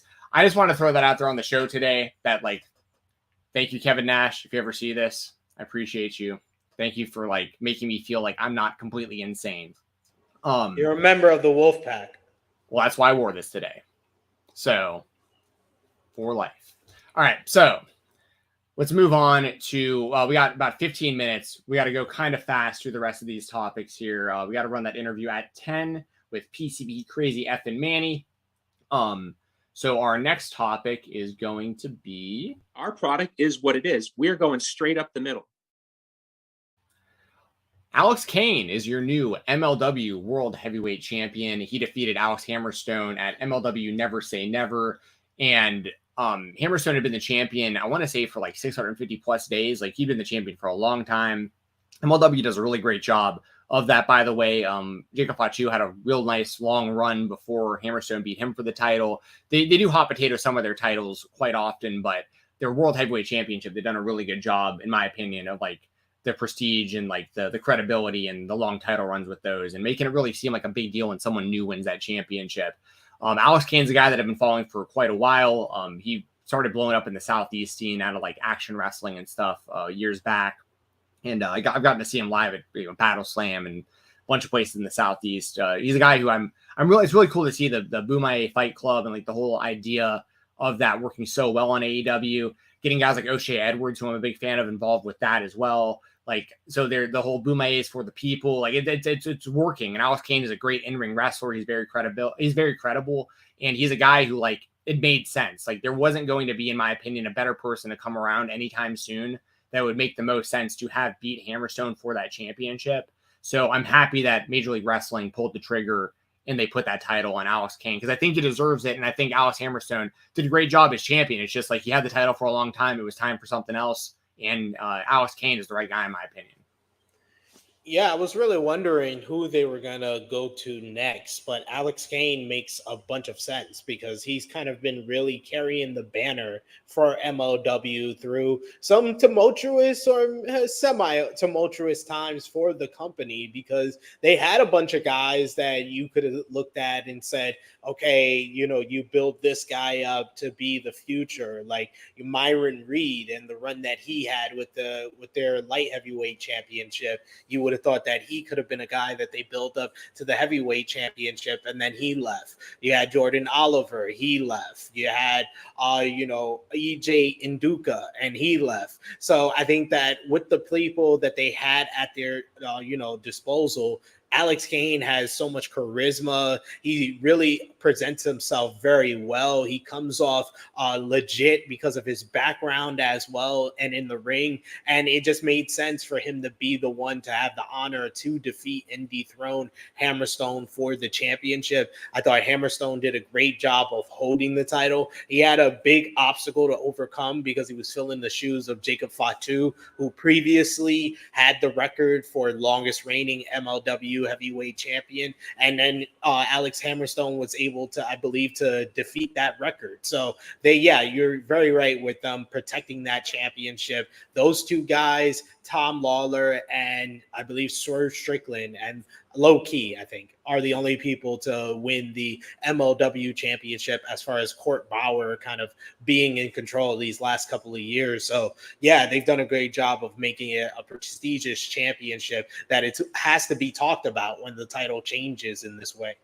Yes. And also, real quick, before we move on to the next one, topic here is, I've said this on a lot of platforms, on this show, on the Weekender and everything else. Like, MLW, like I've been saying, they've needed this for a long time, where they finally are. Their show was live, which was huge. You could watch Never Say Never live on Fight Plus. it's been a struggle for all these years of like where to watch the show. The show is airing 6 to 8 months or whatever after it's like there's no buzz for it because it happened so long ago, and it was kind of a mess for people to keep up with the product. And at the very least, they're taping and then airing things way quicker now on like their weekly show for Fusion and for like MLW Underground and that kind of stuff. It all seems to be airing way quicker than it was within a couple months. And then the pay-per-view was live. So like that's massive. Yeah. And also this needs to be pointed out that same time on the same night, you had MLW Underground, AEW Collision, GCW ran a show, and UFC had their prelims for their pay-per-view, which included Robbie Lawler's retirement fight at the same time. Like all this was happening. So like in MLW, people were still tweeting about MLW. Like people were paying attention to the show. So and next time MLW has a pay-per-view, they won't have that level of competition. They'll probably be the only wrestling or combat sport thing that night. Maybe one or two other things, not like it was this past weekend. So like, so yeah, I want to throw that out there too. Our next spotlight for the other topic. This has to be kind of quick because we're supposed to run through this.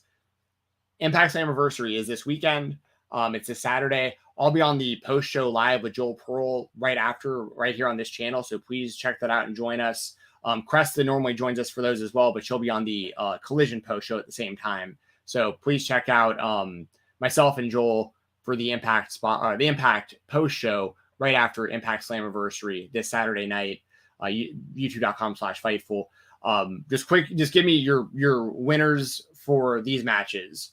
So we got Joe Hendry, Kenny King, digital media title. I'm gonna go with Joe Hendry because I feel like the run has been going well, but I wouldn't be surprised if Kenny King won. I'm gonna go Joe Hendry as well because I think there's a lot they can do with him. I think long term and Impact, like they've done, he's over and he's doing well. I wouldn't kill that momentum at all, in my opinion. We got Jody Threat and the Death Dolls versus the Shawntourage. I'm going to go with the Shawntourage personally in the six person tag team match. I think I'm going to go with Jody Threat and the Death Dolls. I'm a huge fan of Rosemary and Jessica, and Jody Threat's been undefeated since getting signed to Impact, so I think she's going to continue. We've got Gresham versus Speedball versus Kevin Knight versus Angels versus Kushida X Division, No More Contender X Division Ultimate X match. Ooh, I mean, there's a lot of interesting choices there. I'm gonna go actually with Alan Angels because I feel like he has the whole story right now with the design. Yeah, I like that. I'm gonna go wild card with Kevin Knight just because we haven't seen him in that mix at all, and I'm a fan of his. I'm glad to see him in this spot. But I think literally anyone you choose in that match is like that's fine. Everyone's great. We have Taylor Wilde and Kylan King against Killer Kelly and Macho Slamovich. I'm gonna go with Killer Kelly and Slamovich to win the Knockouts tag titles. I'm going with Slamovich and Killer Kelly as well. I love the story that they kind of put them together. It feels like very Attitude Era type of storyline of can they coexist. We got Eddie Edwards and Frankie Kazarian. I gotta go Edwards just because it's Eddie Edwards on pay-per-view. Like he's their guy. I kind of just always figure he's just gonna win. I'm gonna go with Frankie Kazarian because Eddie Edwards won the last match. That's fair. We have ABC, Chris Bay and Ace Austin defending the Impact Tag titles against Brian Myers and Moose, Rich Swann and Sami Callihan, and Subculture, the team of Flash Morgan Webster and Mark Andrews. Who do you think wins that one? Oh, this is a hard one. I want to go with ABC. ABC is like my favorite tag team in Impact Wrestling, one of my favorite tag teams in the world. But I honestly feel like they're going to go with Subculture here, and they're going to officially sign with Impact. Yeah, I want to see Austin and Bay retain, but if they're going to lose the titles to anyone, I'd prefer it be Andrews and Flash. I like them as a tag team a lot. Yeah.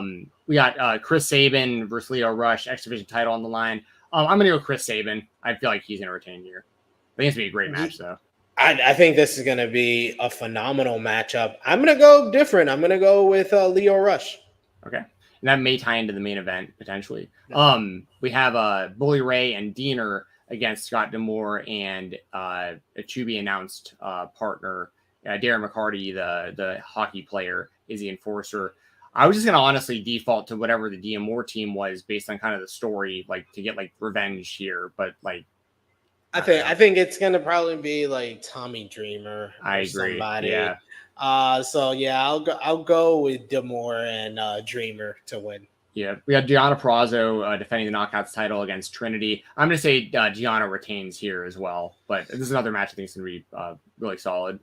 Might be one of the more unpredictable matches on this card because it can go either way. I'm gonna go with Trinity though. Yeah, and then the main event of the show, what I'm assuming is the main event, Alex Shelley defending the Impact World Championship against Nick Aldis. My gut's telling me they're going to put the title on Aldis. I'd prefer if they stuck with Alex Shelley. I really love the dynamic of the Motor City Machine Guns having the two main titles. Like I think that's really cool. But my prediction, I'm just going to go with my heart. I'm going to say with Alex Shelley. But I feel like they'll probably put it on Nick Aldis. What about you? Honestly, when I thought this was going to be Steve Macklin versus Nick Aldis at Slammiversary, I was going to say here, Nick Aldis, new Impact World Champion.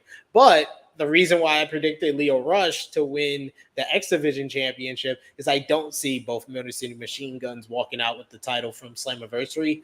I do see Alex Shelley beating Nick Aldis for the Impact World Championship. So I think Lio Rush is going to win that title over there. So I think that Trinity and Deanna will probably main event. I feel like that feels, as far as name value and how they built it, that feels like the main event, even though a lot of the focus in the last couple of weeks has been on Shelley and Aldis. Yes. Also, just really quickly, I will mention, because I know you brought this up in our chat, Vikingo and Kenny Omega are going to be wrestling at AAA this upcoming weekend as well. So check that out if you want to see an absolute banger over on AAA. And let's wrap up the show. We got about 5 minutes to hit our indie spotlights. I'm going to give a big motherfucking shout out. This past weekend, we had some really great matches over in GCW and JCW. On the JCW side for Jersey Championship Wrestling, there was a match that I highly recommend everyone check out between Speedball Mike Bailey and Mao. Mao's someone who, like, I've been watching for a little while, and I can just tell there's like massive star potential there. I'm really looking forward to seeing what his future looks like. And everyone knows Speedball Mike Bailey. In my opinion, he's the best in-ring wrestler in the world right now. If you want to like point to someone who has the most consistent, like he has like the best match on the show almost always on like stacked shows. It doesn't matter who his opponents are. Like Speedball, I always look forward to Speedball matches. And the match with Mao I thought was fantastic. The only knock I can give it at all is Mao went for an Ultimate Weapon, like kind of like for like salt in the wounds against Speedball. He went for his own move against him and kind of missed the move. And that's the only thing that I can say about it at all. And like any kind of negative light whatsoever. The rest of the match I thought was fantastic. So go out of your way to watch that. It's Speedball Mike Bailey versus Mao. And that was from JCW's. It was like Big Ass Extreme Birthday Bash or something was the name of the show. You can watch it for free over on the Game Changer Wrestling YouTube channel. And then you had brought it up for our independent wrestling spotlight, which ties in as well with JCW being the kind of sister promotion of GCW. We had Utami Hayashishita debuting in GCW and had a match with, I believe she wrestled Billy Starks the first night and then Janette the second night. Yes. So if you want to elaborate on that, because Utami obviously big out of stardom and having kind of like an unexpected, because she, from what I understand, people didn't really know she was going to be coming to the States until kind of last minute. She's kind of like a random US run right now. Yeah, basically she took like a random excursion like out of nowhere. And I think a lot of like the Stardom fans right now are predicting that it's because she's about to go on a big run because she has this whole big storyline where they had a 12-woman steel cage match between her group, Queen's Quest versus Oedo Tai, where there was a lot of conflict and dissension in Queen's Quest, which Utami is the leader of, and she was having disagreements with Saya Kamatani in matches, and basically Saya helped her to get the win in the steel cage match because she proved herself in the way that she got all of her other teammates out of the steel cage first, because it was like last person in had to leave their group, and she was like the real leader in that matchup. And everybody was thinking, oh, okay, great, she's going on a big run. They got the 5-star Grand Prix coming up. She can win that and then go for the World of Stardom Championship. But then out of nowhere, she's like, I'm leaving y'all to the group alone, and the group has gone, I think, 0-3 since she left, and while she's on 2-0 over this weekend. And I thought the matchup with Billy Starks was superb. They had a great crowd in Hartford, Connecticut, and I thought Billy Starks really showed up and showed a little bit more of aggressiveness and really was able to play the heel against Utami. I thought that was a great way of showing her versatility at this point of her career, even being 18. Janai Kai had a good match with her, but that's expected to me because Janai Kai's had a couple of runs over in Japan, and I think she's more used to that style. But I was very impressed by Billy Stark's performance. And as far as the Speedball Mike Bailey and Mao match, also should mention their former tag team partners in DDT as the Moonlight Express. And that was, I think the only reason that Mal's really in JCW and doing GCW shows is because of Speedball, and they were able to work with each other during WrestleMania weekend earlier this year as well. Yes, good call on that. And also that's where like Yoshihiko made an appearance multiple times throughout the weekend, which we can't really elaborate on because we got to wrap the show up to get to the interview. But Yoshihiko, massive shout out. We talked a little Yoshihiko earlier on the show. Yoshihiko's coming to New York, ladies and gentlemen, tomorrow. You'll be there, and plug all your stuff as well before we get out of here. Yes, tomorrow I'll be live at the GCW event at Melrose Ballroom. So if you're in the New York City area and you see me, I'm not going to bite. If you want to say hello, if you disagree with me on stuff, then you can save it to yourself. You could probably put it on social media. That'll save you a bunch of time. But if you want to say hello, you want to get a picture, I'm definitely down.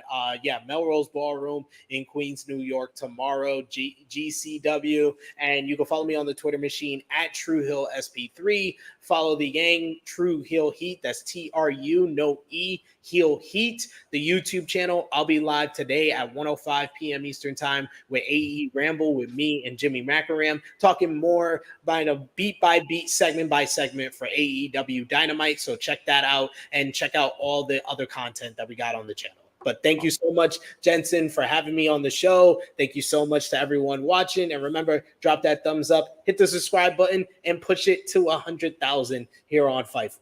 Awesome. Appreciate that, man. Thank you very much for joining the show today. I always love having you on here. And we'll do it again sometime soon for sure. I'm going to make sure, because with my internet went out and everything, I got to make sure that this interview plays. But what y'all are about to hear is an interview with myself, Jeremy Lambert, and PCP Crazy Manny. He's a deathmatch wrestling legend. He is a promoter and founder of IWS, and they have a big show coming up this weekend. We talk about the show, we talk about his career, talk about Sami Zayn and Kevin Owens coming up through IWS. A lot of really great stuff from this interview. I think you're going to really enjoy.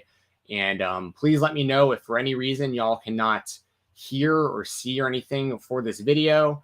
That said, I'm going to play it right now. I'll be back right at the end of this to sign off after the interview, and I hope you enjoy this interview here with Crazy Manny. Creator Spotlight here on Fightful, and part of the spotlight with Jeremy as always. And our guest today is a founder and promoter for IWS. He is a legend of deathmatch wrestling, a living legend. They have a big show coming up this week, IWS Scarred for Life 2023, coming up on the 15th. Our guest today is PCP Crazy Manny. Welcome to the show, Manny. How you doing? What's up, guys? It's a pleasure to be here, man. Yeah. Thank you for joining us. Yeah, no problem. Yeah, we're real looking forward to this. And I I mean, there's so much I wanted to ask you about. I'm not even sure where to start because I mean, you've been around for so long as a wrestler and as a promoter. You've seen so much talent, come and go over the years, and y'all are still going super strong with IWS. I love the co-promotion with GCW earlier this year as well. I mean, just great stuff that y'all been doing. So first off, I mean, I'll just start kind of basic. Like, I mean, when did you actually because you started wrestling in the 90s, right? So I mean, like, that's right. So I mean, what kind of wrestling were you a fan of, I guess, growing up? Who are some of your favorite wrestlers? If you can go back that far and kind of give us some insight before you even got into wrestling. Sure. Like when I was like 6 or maybe like 8 years old, I was I used to go to it's pretty funny. I used to go. My family's Greek, right? And on Saturdays, my parents used to send me to Greek school, which was like a class that would be given in the Greek community at an elementary school and everything. And my uncle was the caretaker at this school. So during lunch break, I would go to my aunt and uncle's. Right at that time, caretakers, because schools used to be so big, they used to have a house next door where the caretaker of the school would live because there was so much work to be done and somebody had to watch the place 24 hours a day. So during my lunch break, I would go to my uncle's house and my aunt would make me lunch. Typical, old Greek family. She'd be there taking care of me and my cousins. And my uncle would turn on the TV at noon and there was international wrestling. And I'll never forget, he turned on the TV and there was this match. There was a feud going on between Sheik Ali and Abdullah the Butcher. And Eddie Creechman had just turned on Abdullah the Butcher and brought out Sheik Ali to attack him. And they were promoting the event at the Paul Silva Arena. And I just looked at this and it was so wild and so crazy that like I fell in love with it. I really, really fell in love with it. And I went home that day, literally like between 7 and 9 years old. I'm not sure. And I went home that day and I was telling my dad about it and how crazy it was. And he took me to this little mall across the street from where we lived. And they had a video store because back then you had to go rent videos, VHS. Sure. And we're just old enough, by the way. We're like yeah. me and Jeremy had Blockbusters yeah. growing up, but like if you had someone just a couple years younger, they won't get it. So I had Blockbuster in my 30s. So I was like it was we went into this video store and they had a small section from Coliseum Video and they had this VHS tape that had just come out and it was WrestleMania 1. And he rented it for me. We went home, we watched it together, and I fell in love with it, and I've been a fan ever since. And as I got older, I'll never forget, I was watching a pay-per-view when I was about 20, 21 years old with a bunch of friends, and it was a WWE pay-per-view. It was right at the beginning of the Attitude Era, right when WWE was going at it with WCW and the NWO existed and this and that, and I'd really fallen back into love with wrestling. And we were watching this pay-per-view and I looked at my friend. I said, I'm going to do that one day. We were all high. We're smoking weed. We're young. I'm like, I'm going to do that one day. And they're like, there's no way you're going to do that, man. I'm like, within a year, I will be a pro wrestler. And they're like, yeah, right, man. Bullshit. And like, these guys are like, they're not real wrestling fans. They were just watching it for fun, something to do for a Saturday night. And I'll never forget, a week later, I watched Rey Mysterio Jr. versus Dean Malenko at the infamous Bash at the Beach, where Hogan joined the NWO, and I watched that match and I fell in love with it. And I heard about a company called ECW and I started looking into it, and Barely Legal, the very first ECW pay-per-view, was about to air. So me and a good buddy of mine, Chris, we went and we found one of these old pool halls with those massive satellite dishes on top. And we asked them, hey, can you show this? We'll buy food. And they said, sure. And we watched Barely Legal, and 2-3 months later, I was like, I have to do this. I really have to do this. And at the time, I was doing a lot.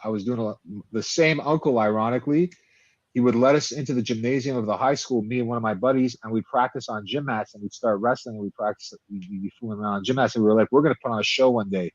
We're really going to put on a show. And on my 23rd birthday, I was at this bar called Wally's Pub, and this dude came up to me who was a mutual friend. He's like, I know this guy named Sexy Eddie, who's just like you, and he says he wants to put on a show at Dawson College, and he's here tonight. Do you want to meet him? So I walked up to Eddie, and I met him for the first time, and he's like, yeah, we want to do a show at Dawson College. We're going to rent a ring. We're gonna get a company. They're going to come in, and they're going to put on a show, and they're going to let us wrestle for fun. They're going to train us a little bit. And I'm like, I'm in. So me and Eddie became friends since that day. 1 month later, we had, I think it was Rumble in the gym or something like that at Dawson College. They hired a small little wrestling company, NCW, to bring in a ring and a bunch of wrestlers. They let the students have the Dawson Battle Royal. And I walked to the ring, and on our way to the ring, we never even entered the ring for the Battle Royal. We just walked there. We had hidden tables and garbage cans under the ring. And we just started to beat the living shit out of each other and never entered the ring till the promoter from that Fed made us go backstage. We're bleeding and everything. Wrestling got banned for Dawson for life. And honest to God, we were sitting in this bar called Wally's Pub, the same place where we met. And we're like, what are we going to do now? These guys say we're never going to wrestle and come back again. They refuse to train us. Dawson says we can never put on a show. What are we going to do? You know, and at the time, indie wrestling was like the church basement days. It was really like, if you wanted to see an indie show, there was 40 people in a church basement. That's all there was. Everywhere it was the same thing. So me and Eddie are sitting in this bar, and we're looking around, and there's 4 cement pillars that are holding the ceiling up, and they're exactly 14 by 14 feet apart. And I look at Eddie, and I'm like, imagine if we drilled holes into those pillars and put turnbuckles in and put up a set of ropes and put down a set of gym mats. And he's like, yeah, that would be pretty crazy. And we pitched it to the owner. And 3 weeks later, WWS, which became the IWS, was born. And our first show, we drew like 275 people. It was retarded. Nobody had ever seen that in indie wrestling anywhere in Canada. And that was it. And as the years went by, Wally's Pub closed. So we lost our makeshift ring. We started renting rings. The people we were renting rings from started getting jealous because we were getting bigger and bigger and bigger. So we built our own ring. Actually, I give props to the Green Phantom on that one, because, you know, we were very, very young and we didn't have money. And the Green Phantom got his brother to co-sign a loan. We got $4,000. We paid a guy to weld the ring and build it for us. I had stolen schematics off the internet. I had taken pictures of the rings on highspots.com, given them to this guy. He built this ring. We built our first ring at like 25 years old. And now I think we own 4 rings, 10,000 square foot gym, fully equipped with West Side bodybuilding equipment and Atlantis equipment, our own full production TV equipment. Like literally, it's in the last 20. It's gonna be 25 years in March. It's evolved so much that, you know, here we are. You know, that is wild. So there's so much about that. So like. So, because this, what you're talking about, this had to have been what, in like 97 or something? 98. Like when you're meeting these guys? Okay, so. Yeah, 98. And I remember those days too, when like High Spots was like the only place where you could find like ring stuff. Yeah. And like, man. And so like, I mean, just what's it like? Because the last time I saw you wrestle, your partners were Green Phantom and Sexy Eddie. Like, you've kept this relationship with these 2 guys this entire time, which is like pretty unheard of, like in wrestling. I feel like to be that close to these guys for this long. Can you speak on that a little bit more of this? Like, well, I mean, it's like, the Green Phantom. The funny story with the Green Phantom is we grew up in the same town with the same friends. So the reason the Green Phantom became a wrestler, he tells this story so well, was because when I started promoting these shows, I hadn't seen him in like 2 or 3 years, because we were friends. We hung out in the same town. We partied a lot, but I hadn't seen him in 2 or 3 years. And he says, like, he just randomly showed up at one of our shows. And when I saw him at the show, it was a Halloween show. And when I saw him at the show, he was like, listen, man, I was listening to a radio show and they were talking about wrestling. And when I was a kid, I had a reputation for my name is PCP Manny, right? So I had a reputation for doing a lot of drugs when I was a kid. So when he was like, I was listening to a wrestling radio show and there was a guy talking and he's going, my name is PCP Manny, IWS Wrestling. Come check out this show, Wally's Pub, blah, blah, blah. And he's like, I only know one Manny and he sounds like him, but there's no way that Manny can be a professional wrestler because he's just a party animal. But then who else would call himself PCP Manny? So he showed up at the show in a Halloween costume where he's wearing a mechanic suit and a lucha mask. That was his costume, his Halloween costume. And he's so damn tall that everybody in the crowd thought he was part of the show. So I was like, we got this little place where a few of us train once a week. You want to become a pro wrestler? And he's like, sure. And Eddie had started it with me already, and we all became friends. And it's like you said, amazing. It's been 25 years that we've been all doing this together, and it's crazy. I mean, we've had our ups and downs. Obviously, we're all dudes. There's a lot of testosterone in the air. There's times where we can't stand each other, but I mean, we're all true real life friends. We're brothers, We've done this for Yeah. so long that it's like it's part of who we are. Yeah. I was gonna say, David. first off, to have that long of a relationship, like you said, like there's ups and downs and everything, but through wrestling, that long of a relationship, and we'll get into another friendship that has gone for 20 years now, because we were talking off air, and you said you had some stories about these guys that we'll talk about. But I want to ask off of that, like, so was there any like formal training that you did, or it was just that first one you just walked to the ring and started throwing garbage cans? Just made a ring out of 4 pillars you found. And so when we did the event at Dawson College, there was this guy named Andy Ellison, and a lot of people have a lot of bad stuff to say about him. I've never heard anything bad about the guy. He's just very carny. He's an ex WWE jobber who people know him because he's a really big dude, and he'll rent a ring from a Fed, and he'll pay that Fed to come to a show. And he does shows on some Indian reserves or some special events. And he came in to train us. But we wanted to do this so badly that we kind of just lied. We're like, oh, we've already trained before, and I remember the first time he came in, he started teaching. He came in to train us and to teach us a few things. And I took the first bump, and I'd never taken a bump in my life. And I just threw myself to the floor. I nearly gave myself a concussion. I was like, wow. And he kind of just looked at us, and he's like, well, you're doing a battle royal. He's like, all you have to know how to do is get thrown over the top rope. And I'm like, okay, sure. And then afterwards, there was when we started doing these shows at Wally's Pub, there was a few guys, because they became so big, guys were coming from local promotions and wrestling for us, because they're like, we don't want to wrestle in front of 30 people in a church basement and have to listen to these politics from these old guys that have been around forever who treat us like shit and don't pay us, because everybody would wrestle for free at the time, and we actually paid people. So they're like, we want to wrestle in front of 300 people. We want to wrestle in front of our friends.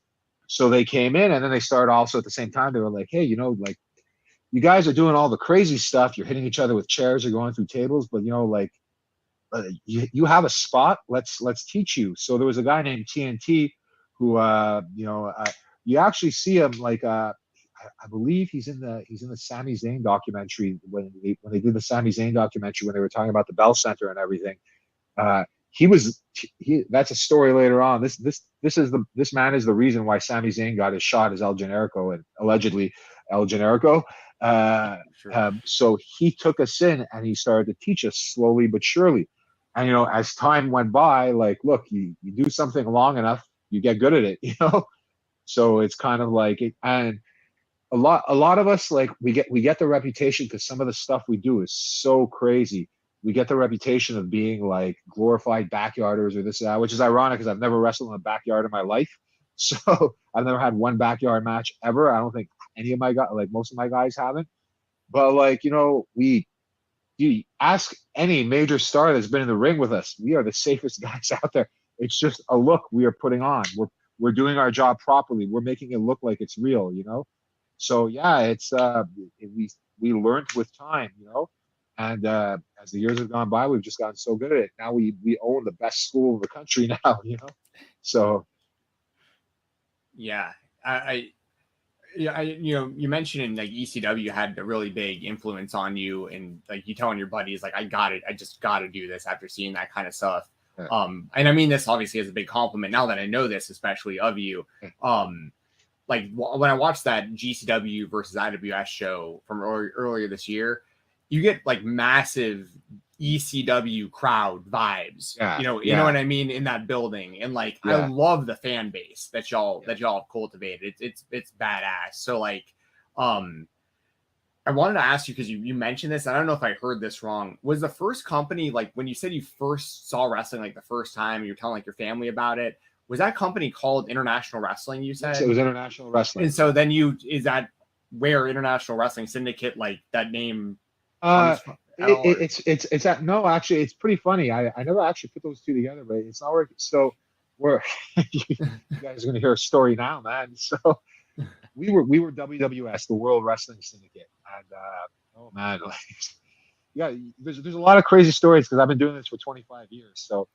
So one day we're sitting there and we're planning our next event, and a friend of mine turns to me and he's like, do you I won't mention her name now because she's not in that anymore or anything, but he's like, do you remember this girl that we went to high school with? And I'm like, sure. And he's like, this was the dawn of the internet. Like high-speed internet didn't even exist yet. It was dial-up internet, And he's like, she's an adult film star now. She's got her own amateur site, and I'm like, really? And she's like, yeah. And I'm like, oh, cool. I'm like, I'm gonna hit her up and see if she wants to do something at one of our shows, play the sexy nurse, because at the time our shows were in bars and they were 18 and over. So I emailed this girl, and she remembered me. She said, sure. She says, look, she's like, I work for a company, and I told the owner about it, and he's he's really, really interested in it. And so I get this email from a porn star named Carol Cox at the time, who was the biggest and one of the first and biggest amateur female porn star at the time. It was actually her husband who messaged me, and they owned a company at the time. They owned a company called Wild Rose Productions, and they're like, we just checked out some of your stuff online and everything, and they're like, your website is terrible, because I built our website on GeoCities. He's like, your website is terrible, but he's like, we're really interested in your shows. It looks cool.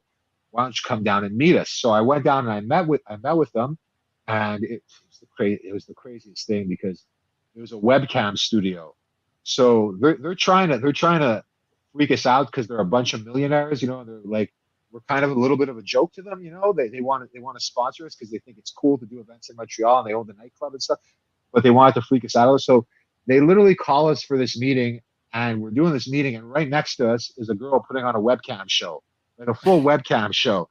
And like we're not on camera, but she's literally next to us. And at the time, there's no sound or anything, so nobody could hear us because the internet was new and everything. And he's like, so he had the idea to change it to IWS, but to call it Internet Wrestling Syndicate, because they were working, DSL and cable internet was coming out, and they had just bought the rights to this multi-million-dollar streaming software and everything like that. So they wanted to stream a lot of our events live online, and they wanted us to do like online shows, and they had a studio. So we became the IWS, the Internet Wrestling Syndicate. And as we grew, and as we broke out in the States, and a lot of those people broke out, we changed the name eventually to International Wrestling Syndicate, because we'd gone so big. We had an Italian fan site, we had a Japanese fan site, we had an American fan site. We were going to Philly every weekend. So that's how it became IWS. Interesting. Yeah. There you go, Jensen. So it became IWS through basically a live webcam show. Basically. Wow, very cool. I would have Yeah. never. I mean, that's cool. It's kind of wild that I'm glad that you had never like put that together either, like the names. Like that's kind of cool that I just brought that up to you after. You've been in this game this long. Like I'm very doing something new, which is I guess cool for me. Oh, I did the Dose of Death. I did the Dose of Death podcast back in March with the guys from Kings Road Wrestling, and he had done so much research. And he's like, "You realize you guys are the first wrestling federation to stream?" He's like, "A Japanese fan sent me you guys streaming live shows in like 2001, before anyone ever, before IPTV existed or anything like that, before FITE existed. He's like, you guys were doing that back then." He's like, that's so cool. And I'm like, yeah, I kind of forgot about that. I'm like, we had like I don't know if you remember Viewers Choice Canada, where you'd order pay-per-views, like WWE pay-per-views and everything. We had our own pay-per-view on Viewers Choice Canada. We had our own TV show on the FITE Network when the FITE Network first started years and years ago. So we did a lot of stuff back in the day. It was first for everything, and that's one of the things. Like, I get a lot of heat about saying this in my own province, because go figure, the only English company in Quebec doesn't really get the respect they deserve in a French province. But like I kind of feel like we're the company that kind of took wrestling out of church basements and told people, you need production values. You need to make it look good, not only for your talent but for your fan. I don't want people to think they're coming to a wrestling show. I want them to think they're going to a concert. I want them to like, this is a night out.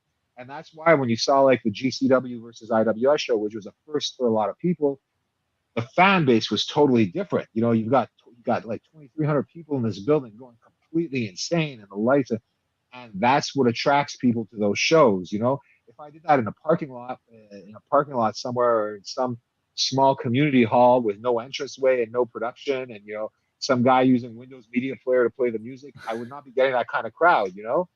So image is very, very big, and so is atmosphere.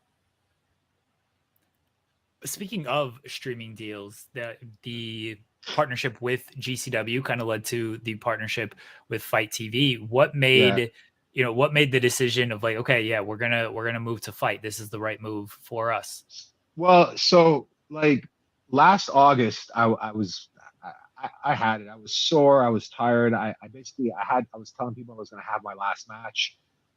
It was August 6th last year. It's actually good that I can address this because I get so much slack from people. Oh, I thought you were tired. And like, I really give a fuck. I can do what I want, but so I went out to have my last match last August, and it was a Fans Bring the Weapons match against Matthew St. Jacques from TDT. The first minute in the match, there was a screw up. I cut my hand really, really, really bad. Like, I had to tape my hand shut. It was bleeding everywhere. The medic was flipping. He wanted us to stop the match right away. We had to cut a bunch of stuff out, and the match ended. I was not happy with it. Not for my last match and everything. It was really, really bad luck. And also, even though it was a 23-minute match, perception for a lot of people isn't really reality, because people are like, oh, why'd you cut it short? It was so short. I'm like, that was 23 minutes. That wasn't short. But they're like, oh, you cut it short because you were hurt. So I heard that for the longest time, and it was kind of getting sick of hearing it. And I'm very, very into fitness. I'm very, very into taking care of myself. I'm 40. I'm going to be 48 years old soon, but like I believe in maintaining my health and working out a lot, this and that. And in November, I think it was late November or early December, Brett is a really, really good friend of mine. I've known Brett since he was a ref back in CZW. And for the longest time, we've been talking about doing a show together.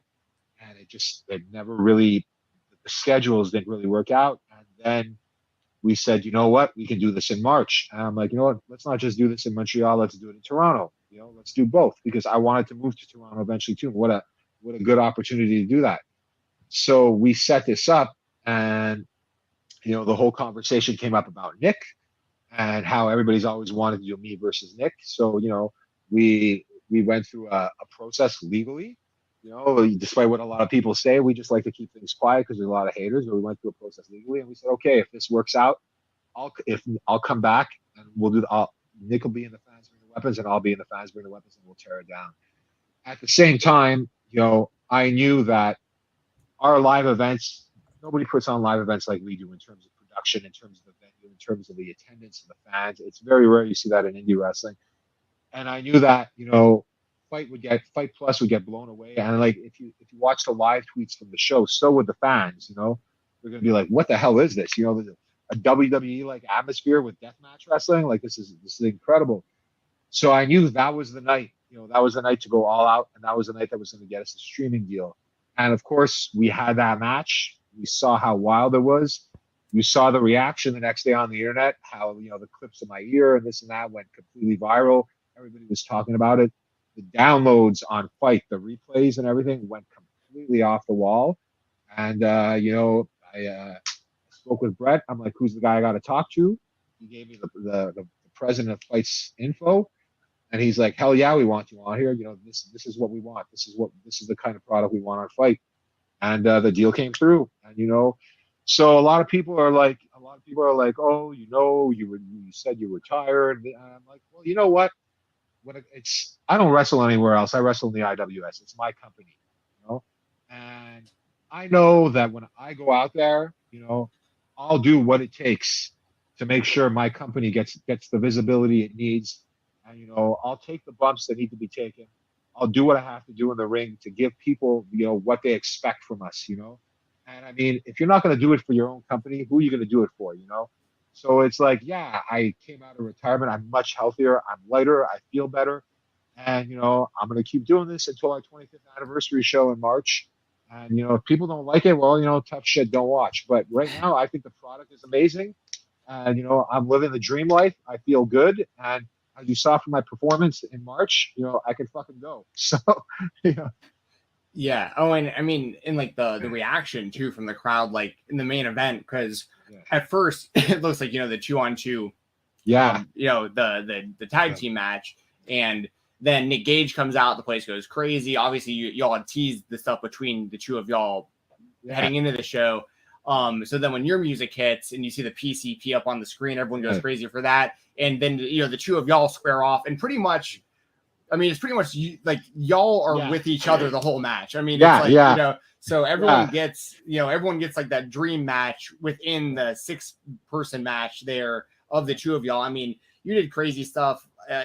You got thrown off like the balcony. Yeah, dude, that match was nuts. And then, of course, I mean, you mentioned it. I definitely wanted to bring this up. Your ear, dude, that was gnarly. That was gnarly. That was the last shot of the whole thing, right? That was that final it was like I told him at the end, like kayfabe, but like light me up, like if I'm gonna get pinned, I'm gonna, because the whole point of that match was, like you said, and the guys that do the GCW podcast, they pinned it out perfectly. It was like, two kings came out to defend their armies, to defend their territories. And of course, it was me and Nick the whole time. And I've known Nick for 20 years at least, we go way back. So it's like it had to happen. And when that happened with, that last shot, it was bad luck. It was, I looked at Nick, he hit me, I gave him the finger. I looked at Rena, she hit me, I gave her the finger. I was supposed to turn to Mance and look at him. He swung too fast. It caught me in an awkward position. It cut part of my ear off, and it cut the artery behind my ear. It was a scary moment, but at the same time, what a lot of people don't know, and of course, you get all the hot dog and handshake comments on the internet, this and that. They don't realize when a venue with 2,300 people and the production and everything's behind, there's a surgeon waiting backstage just for that situation. So it's like I knew I was hurt. My partners checked on me. There was a ringside medic who checked on me. He said, it's not your neck. It's behind your ear. The ear bleeds a lot. They got me a towel. Then I saw the surgeon in the corner by the backstage. He's like, okay, come. And I was literally the moment I crossed that gate when no one sees, I was literally taken backstage by a medical team, thrown in a shower. And within 2 minutes from me being in the ring to backstage, I was being stitched up already.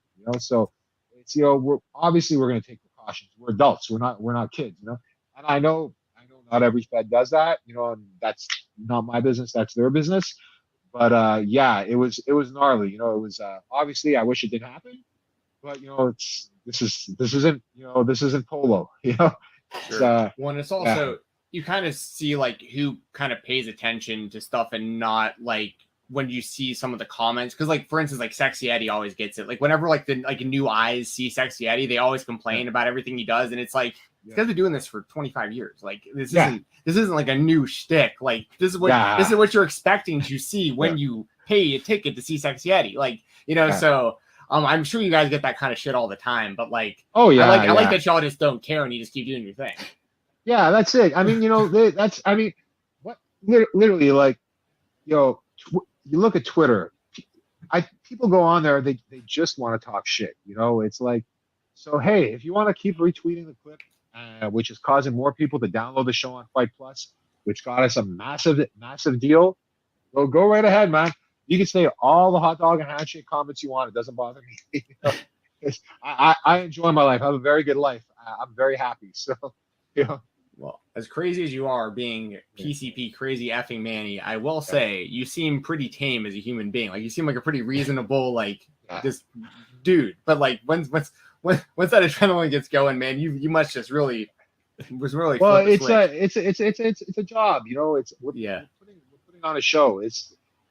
I get nervous every single time, and of course we all do, and it's funny too because you really saw it when we did the GCW show, because so we had two entrances. So just before they announced the match. We're all of us are together, and we're going over everything. There's 6 of us. We're going over everything one last shot, and then Rena, Mance, and Nick have to go to the other side of the backstage so they can come out from their entrance.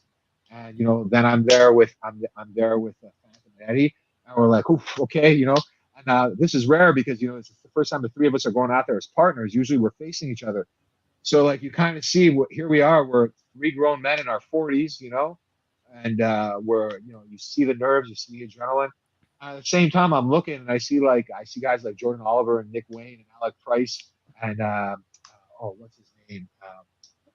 The Ratty Daddy, Cole Radrick. They're all set. And I'm like, and I'm standing. I'm like, ooh, all right. I look at them. I'm like, I'm scared. I'm like, I'm scared. And they're like, oh, you're gonna be good. You're gonna be good. I'm like, you got no idea what I have planned, dude. And then on top of that, then Rena and Mance go out, and then Phantom and Eddie go out. But now I got another whole other 6-7 minutes because the whole thing with Nick has to happen. And now I'm back there alone. You know, and I'm like, ooh, man. I'm like, is this a good idea, Manny? Keep telling myself this is the last time this left. So, the nerves are there and everything. But once we go out there, it's our job. We put on that show, and we make sure that we all know what we're doing in that what we're doing in that match. We make sure it's properly planned. You see a bunch of violence in the ring and it looks fucking crazy and everything, but there's a lot of preparation that goes into that. You got 6 people who sat there for 6 hours and went over everything several times. The balcony, like a lot of people are like, oh, that balcony spot, that was dangerous, that was stupid, but what people don't know is that one, I've had a guy that's been with us for 25 years who's not a wrestler, he's not even a wrestling fan, he's one of my best friends, he's our truck driver, and he's one of these guys that's he can fix anything. He's good at fixing anything. Your car breaks, he can fix anything. He's one of my best friends, and he was in charge of making sure those tables got set up properly for the balcony spot. He knew the orders that they went in, and during the day, we set that up earlier on in the day. He picked the right tables. He put the spots in. He taped the floor where they went. He stashed them nearby. Then I went up to the balcony. There was an actual target when nobody could see. There was an actual target. I wear glasses, so there was an actual target on top of the tables. So I knew where to land. And there's even at the point where there's white tape on the balcony of where my foot and my hands go while I'm up there with Nick. So I know there's absolutely no way when I go off I'm gonna miss. Wow. So there's we're professionals. It's like a lot of this stuff gets a bad reputation, and you know what? Rightfully so, because a lot of people don't do things the way we do things. But we're professionals, and a lot of other companies get heat like that too, because a lot of times GCW gets heat about the stuff they do, and then you realize they're like, hey, this company runs 3-4 shows a week across the world. There's a bit of preparation that goes into getting people across the world, everywhere, paying them this, that, back home, and so it's like it's like there is a method behind the madness. I appreciate you giving that kind of insight, because I'm gonna fully admit it, I'm not the biggest deathmatch guy. Nick Gage is one of my favorite wrestlers because he is somebody who does it well and does it right. I can't watch a whole show of it though, because I start to become a little numb. All right, this is a little bit too much for me. But when you do see this stuff, it's like, oh man, this is absolutely insane. But we've talked to Joey Janela before, and Joey Janela has always told us a lot about how much detail goes into planning these spots, and we make sure we're safe when doing it. We take these precautions. I don't think a lot of fans who watch this kind of deathmatch stuff all the time actually understand that there's a lot of precautions here that maybe you just are missing if you're just watching this match or just seeing the clip online or something. So I appreciate you saying hey, all of this was sort of, we knew this was going to happen. We knew that was going to happen. Yeah, my ear got sliced, but it was stitched up 2 minutes later. I think that's very valuable insight for people who are kind of just seeing the gifts and everything. It is. And also, I understand when people criticize it too, because I mean, there's been a lot of places where, especially in my younger years where we walked in, I was like, man, I was supposed to, years ago, they wanted me to headline one of the first Tournament of Deaths with 2 other people. I was like, yeah, I'm not doing that, because I didn't want to get in the ring with them, because I was like, no, I don't want somebody to stab me in the head for 25 fucking minutes. That's not what I do. I put on a stunt show like what you saw. I take big bumps. We like to tell a story as much as we can. And you can see the difference when you see, somebody who's swinging a light tube, and aiming for your back, or giving you that little pat on the ass that a lot of fans don't notice, saying, yo, feed me, versus somebody who just picks something up and throws it at your head when you're not looking and stuff like that.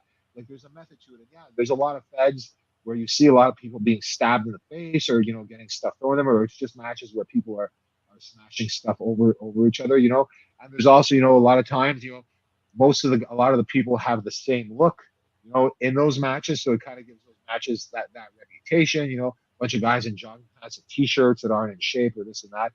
But it's not like that, one example, okay, Nick aside, Nick is the fucking, whatever anybody wants to say about Nick Gage is the most professional guy I've ever been in the ring with. I could wrestle Nick Gage with my eyes closed for hours. It is just, and everything will go fine. And, you know, you can even see Nick look at me when he saw my ear. He's like, yeah, we got to go home, Manny. That's not good, you know?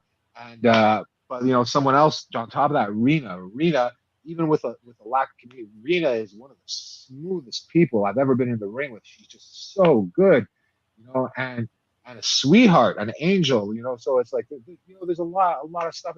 Sawyer Wreck is another girl. She was, you know, she helped us out so much backstage and everything, you know. I mean, I had friends backstage as well that aren't wrestlers that were helping out, but you know, she helped us out backstage, especially when I got cut and everything like that. You know, it's like we're all friends, and like you said, a lot of like we wouldn't be doing this for so damn long, you know, and be fit and be healthy if you know if we didn't know what we were doing. You know what I mean?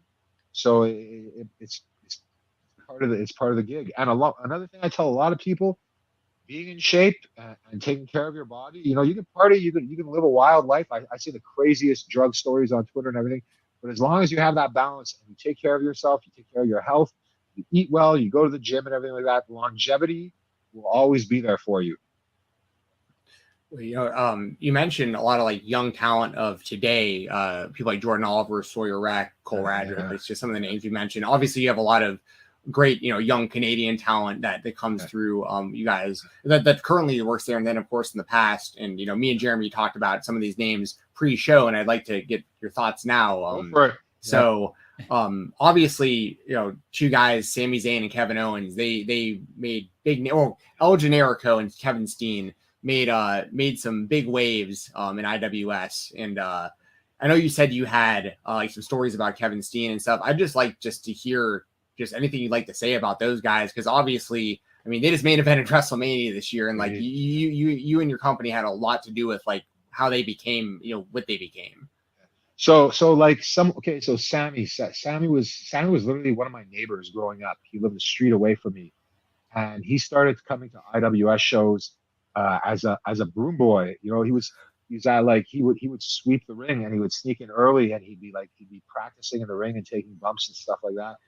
And one day, the TNT, the guy I was talking about before, his opponent didn't show up, and he's like, "Give me the kid." He's like, "Give me the kid," and we're like, "Sure." So we put a octagon mask on him. So I don't know if anybody ever noticed that, but the Generico mask is actually an octagon mask. So we put an octagon mask on him that somebody had backstage, and we named him El Generico, the generic luchador. And he went out there and he had his first match, and I will never forget. He did the super crazy corkscrew moonsault to the outside, and when he landed it, he just went "Ole," just like that, because he didn't know what to say, and the crowd went insane and started singing "Ole, Ole, Ole," and it just took off. And I mean, man, you know, we all know what happened with him and everything. And Kevin is the epitome of a pro wrestling fan. Like Kevin Owens lives, sleeps, and breathes pro wrestling. I remember one year we were wrestling at Heavy Montreal, and he had hit me up the day after the show. He had just finished. He was on the road, and his wife was in Montreal visiting family, and she was at the Heavy Montreal festival, and you know, she had seen a bunch of friends of ours. I mean, he's like, "Oh, my wife says thank you for this and that." I'm like, "Oh, cool, thank you, buddy. It's all good." And he's like, "So what did you do yesterday?" I'm like, "Oh, I wrestled this guy." He's like, "Oh, nice." And he's like, "What did you do in the match?" And I'm like, "Oh, we did a thumbtack spot. We did." And I'm like, in my head, I'm like, you know, at the time he was world champ. He's WWE World Heavyweight Champion. I'm like, it's 10 a.m. I'm hungover at Parc Jean Drapeau for day 3 of Heavy Montreal, because we wrestle at Heavy Montreal. We have an event called Heavy Mania. And I'm sitting here, and the WWE World Heavyweight Champion is asking me about my match via text message the next day.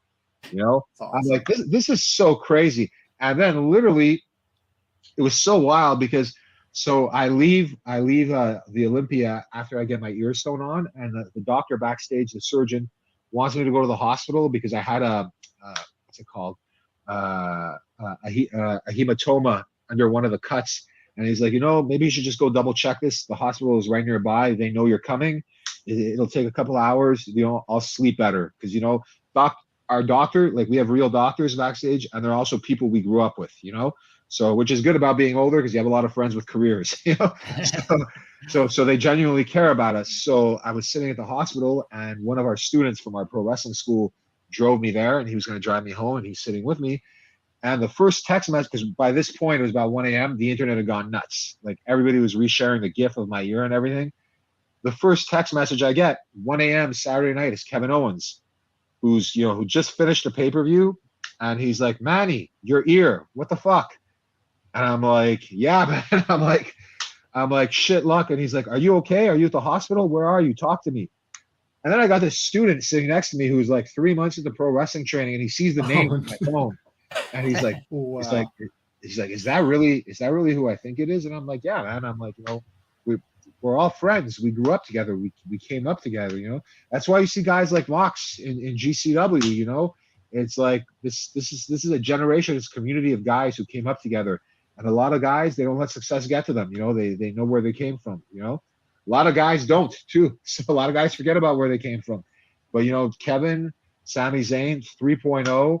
Speedball, Mike Bailey, they're all like, these guys are real, man.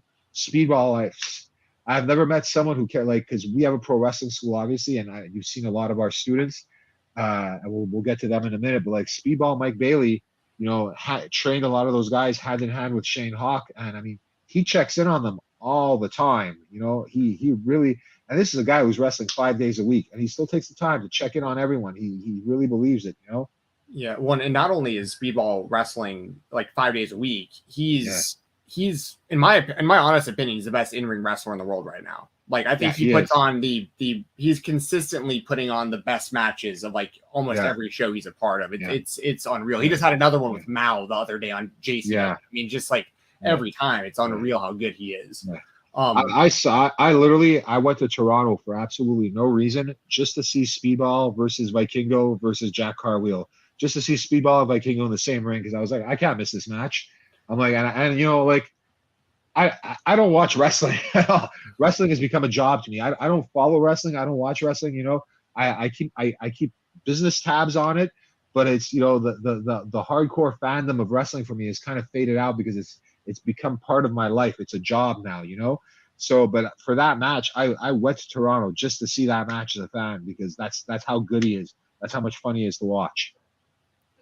Speaking of some of the up and coming names on the independent scene in IWS, let us know like who we should all be keeping tabs on, and don't mention Shane Hawk though. And I'll throw out real quick from a fan perspective, two guys that are actually I like a lot of your tag teams. I really do. And like I think like TDT is really slept on, and I think Fresh Air. Like I love the Hot Stepper. Like I love that theme song too. Like I love the whole presentation of all that stuff. So just from my perspective, to like kind of being newer to some of the talent there, like I really like in there. I've known about Benjamin Toll for a while, but I think he's a great champion for y'all. So they're just kind of my 2 cents, but I want to hear your thoughts for sure.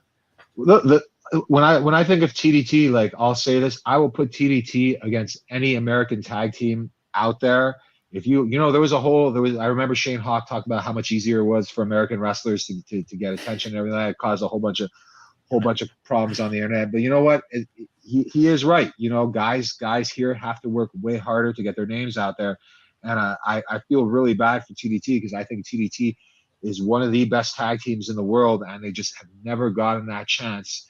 And you put these guys on a main show somewhere in the US, be it GCW, be it PWG, you guys give them that one fucking shot, man. These guys will become stars overnight. And the same goes for Benjamin Tull. I've been watching Benjamin Tull for at least over a decade, maybe 15 years. He is so good, and he's gotten so much better, and he eats and sleeps wrestling just like everyone else, and straight out of our wrestling, Fresh Air, as you said. McRae started off at the IWS dojo, then he moved to the Keep, and he trained under Uno and Stu and James Stone. Junior Benito, trained by James Stone, Uno and Stu. They phenomenal tag team. And in the IWS, we have the IWS dojo. We have Alex Mays. We have Christera. Christera will be in the WWE within a year. She will be in AEW or the WWE within a year as a star. This girl has it all. She is not. She eats, sleeps, and lives wrestling. We got Melanie Havoc. We have Nathan. We have so many people coming out of this school that are just so good. And they're a family, they're a team. They all work so hard to get their name out of there. Kat Creed, who just when this girl goes to the ring, she demands respect. People look at her and she demands respect. Of course, Casanova Productions, they're heat machines. The Green Phantom, the Green Phantom has been doing this for so damn long, and it's almost like his career is taking off now. He's doing Tournament of Death. He's in Mexico right now. He wrestled for Aerostars Fed yesterday. He did Zone 23 today. He's going everywhere. And it's like, and it's wild. And just speaking on like IWS, like I've had this discussion several times. So in the province of Quebec, we're the only English Fed, and to the powers that be in Quebec wrestling and this and that, we were really the Fed that was never supposed to make it, because we were like the anti-heroes. We're the guys nobody wanted, and we turned around and we made this big successful company. And nobody in this province ever gives us the props we deserve. And it's like I say it a lot of times when people piss me off. Like, you walk into any city in the world, and you guys will know this as wrestling journalists. You walk into any city in the world, and you walk into an indie show that's generally known, and you say Canada, people will say IWS. They won't mention anyone else. That's how fucking long we've been around. That's how well known we are.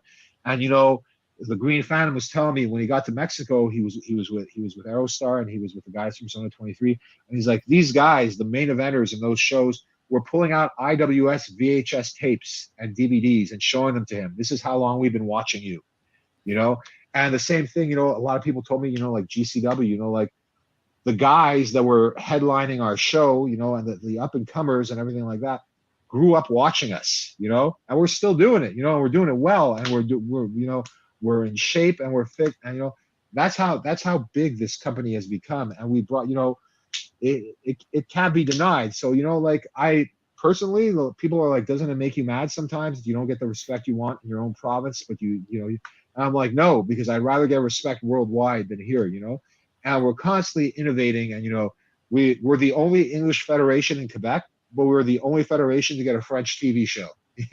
Go figure. So it's like that speaks volumes. We have a TV show on Fight Network Canada. We have a TV show on Fight Network USA.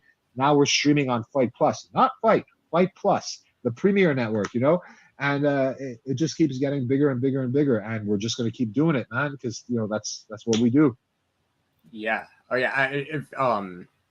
I wanted to just highlight a couple of the matches here for people who get to tune into the show coming up. Scarred for Life. Some of the big matches that you got coming up.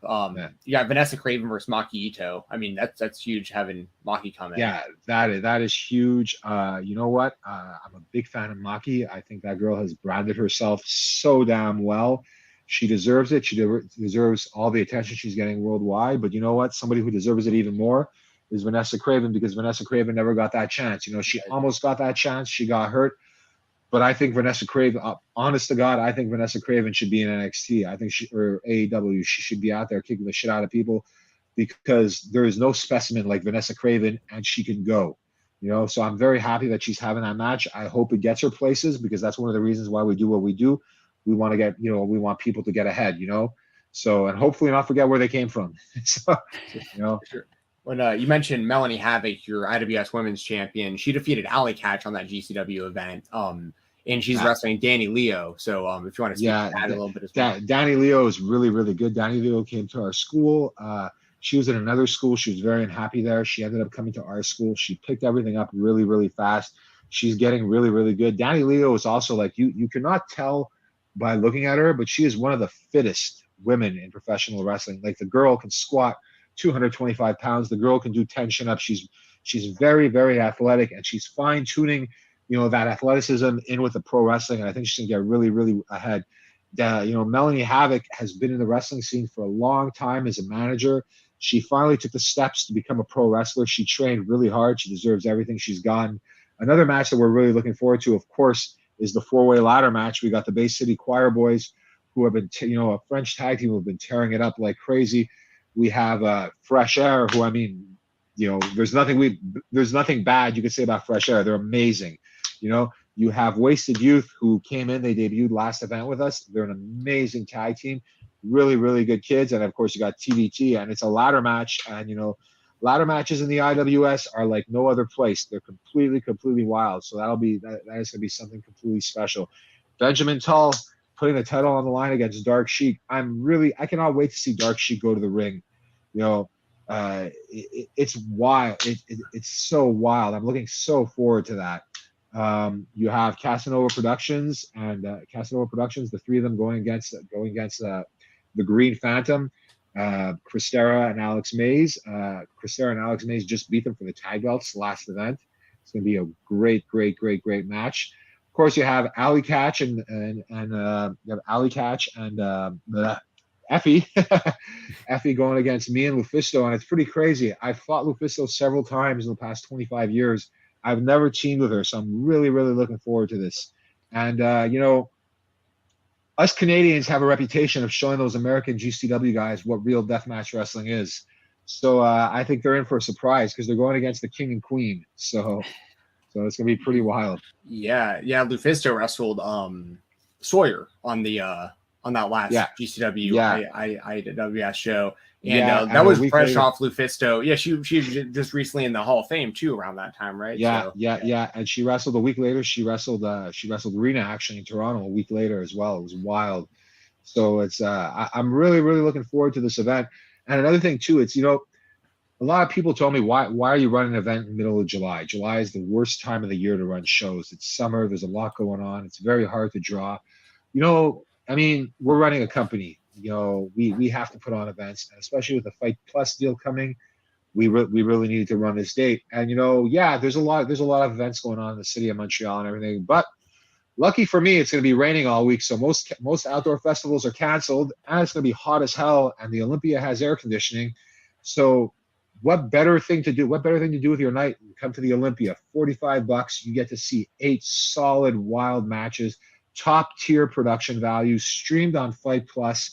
Come in and see the hometown heroes go live across the world. Because I guarantee you, if you thought March was crazy, if you thought there were some viral clips coming from March, man, it's going to be the exact same thing. Sunday, July 16th, the entire internet's going to be talking about us again. Our last question that we ask everybody is the coolest thing you have in your room. The coolest thing I have in my room, my 2 cats. They just ran away. We had one to a run-in. We had a quick run-in earlier. Yeah. My 2 cats. A lot of bongs because I own Prohibition, downtown Montreal's premier smoking accessory store. Not too many. We might get demonetized if you show one of those. So I really want to see it. Show right when we go off air. You can show me your. I am interested. Yeah. If anyone wants to say, I mean, we will shill though. So I mean, I don't know. There's a fine line between like sponsorship and like demonetization. I feel like so. I mean, I don't know. Maybe. If I show the bongs, you're gonna get demonetized. We don't want to do that. Okay, all right, fine. That's fair. That's fair. Manny, please let everyone know where they can find you at. And again, another plug for IWS Scar for Life this Saturday, July 15th. Yes, you can find us anywhere: Twitter, Instagram, Facebook, on IWS Hardcore, PCP Crazy Manny on Instagram and on Twitter. And tickets are available at Linktree/IWS Hardcore. All the newspaper articles on our shows, everything's available there. And yeah, man, come check it out or watch it on Fight Plus. It's gonna be a wild event, just like every other event we have. And honestly, I tell everybody about this when I tell them about coming to a live show. You don't have to come to a IWS live show for the wrestling. The wrestling is top tier. The show is wild. You're gonna see insanity, but you really have to come to one of our live shows for the fucking atmosphere, because it's all about the atmosphere. Yeah, awesome atmosphere. But like I said, what I've seen of y'all's shows, awesome atmosphere. And Fight Plus, we are not endorsed or we're sponsored by Fight Plus, but I legitimately believe, like, if you're a fan of professional wrestling, what's it now? I have it for $5 a month because I got in early, but I think it's only like $7 or $8 still. It's $8 a month. Yeah, $8 a month. Like your one show that you're running this week is worth $8.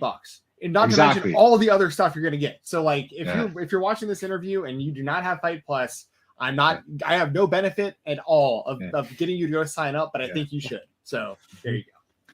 Thank you. Just on another note, if you like supporting independent professional wrestling feds, I'm gonna be real. This is gonna piss a lot of people off, but like I've been involved in several streaming deals. I've been involved in streaming deals since the very, very beginning.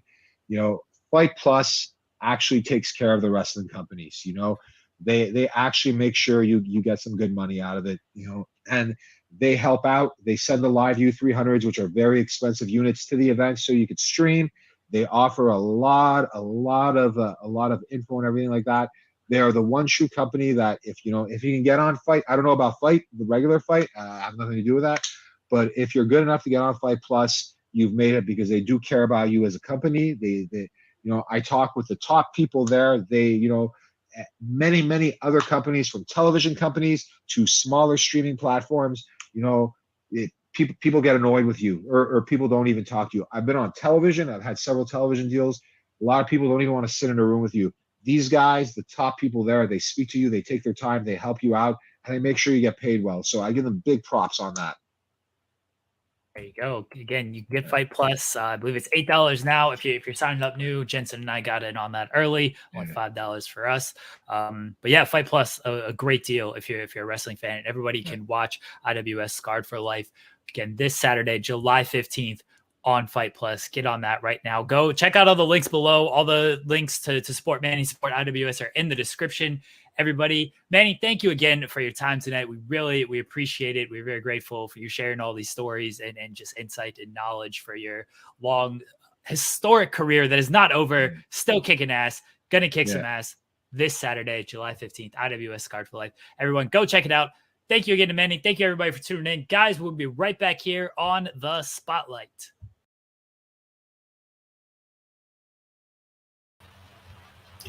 All right, everyone. Hope y'all enjoyed that interview with myself, Jeremy, and Crazy Manny. I will make sure the links wind up in the description.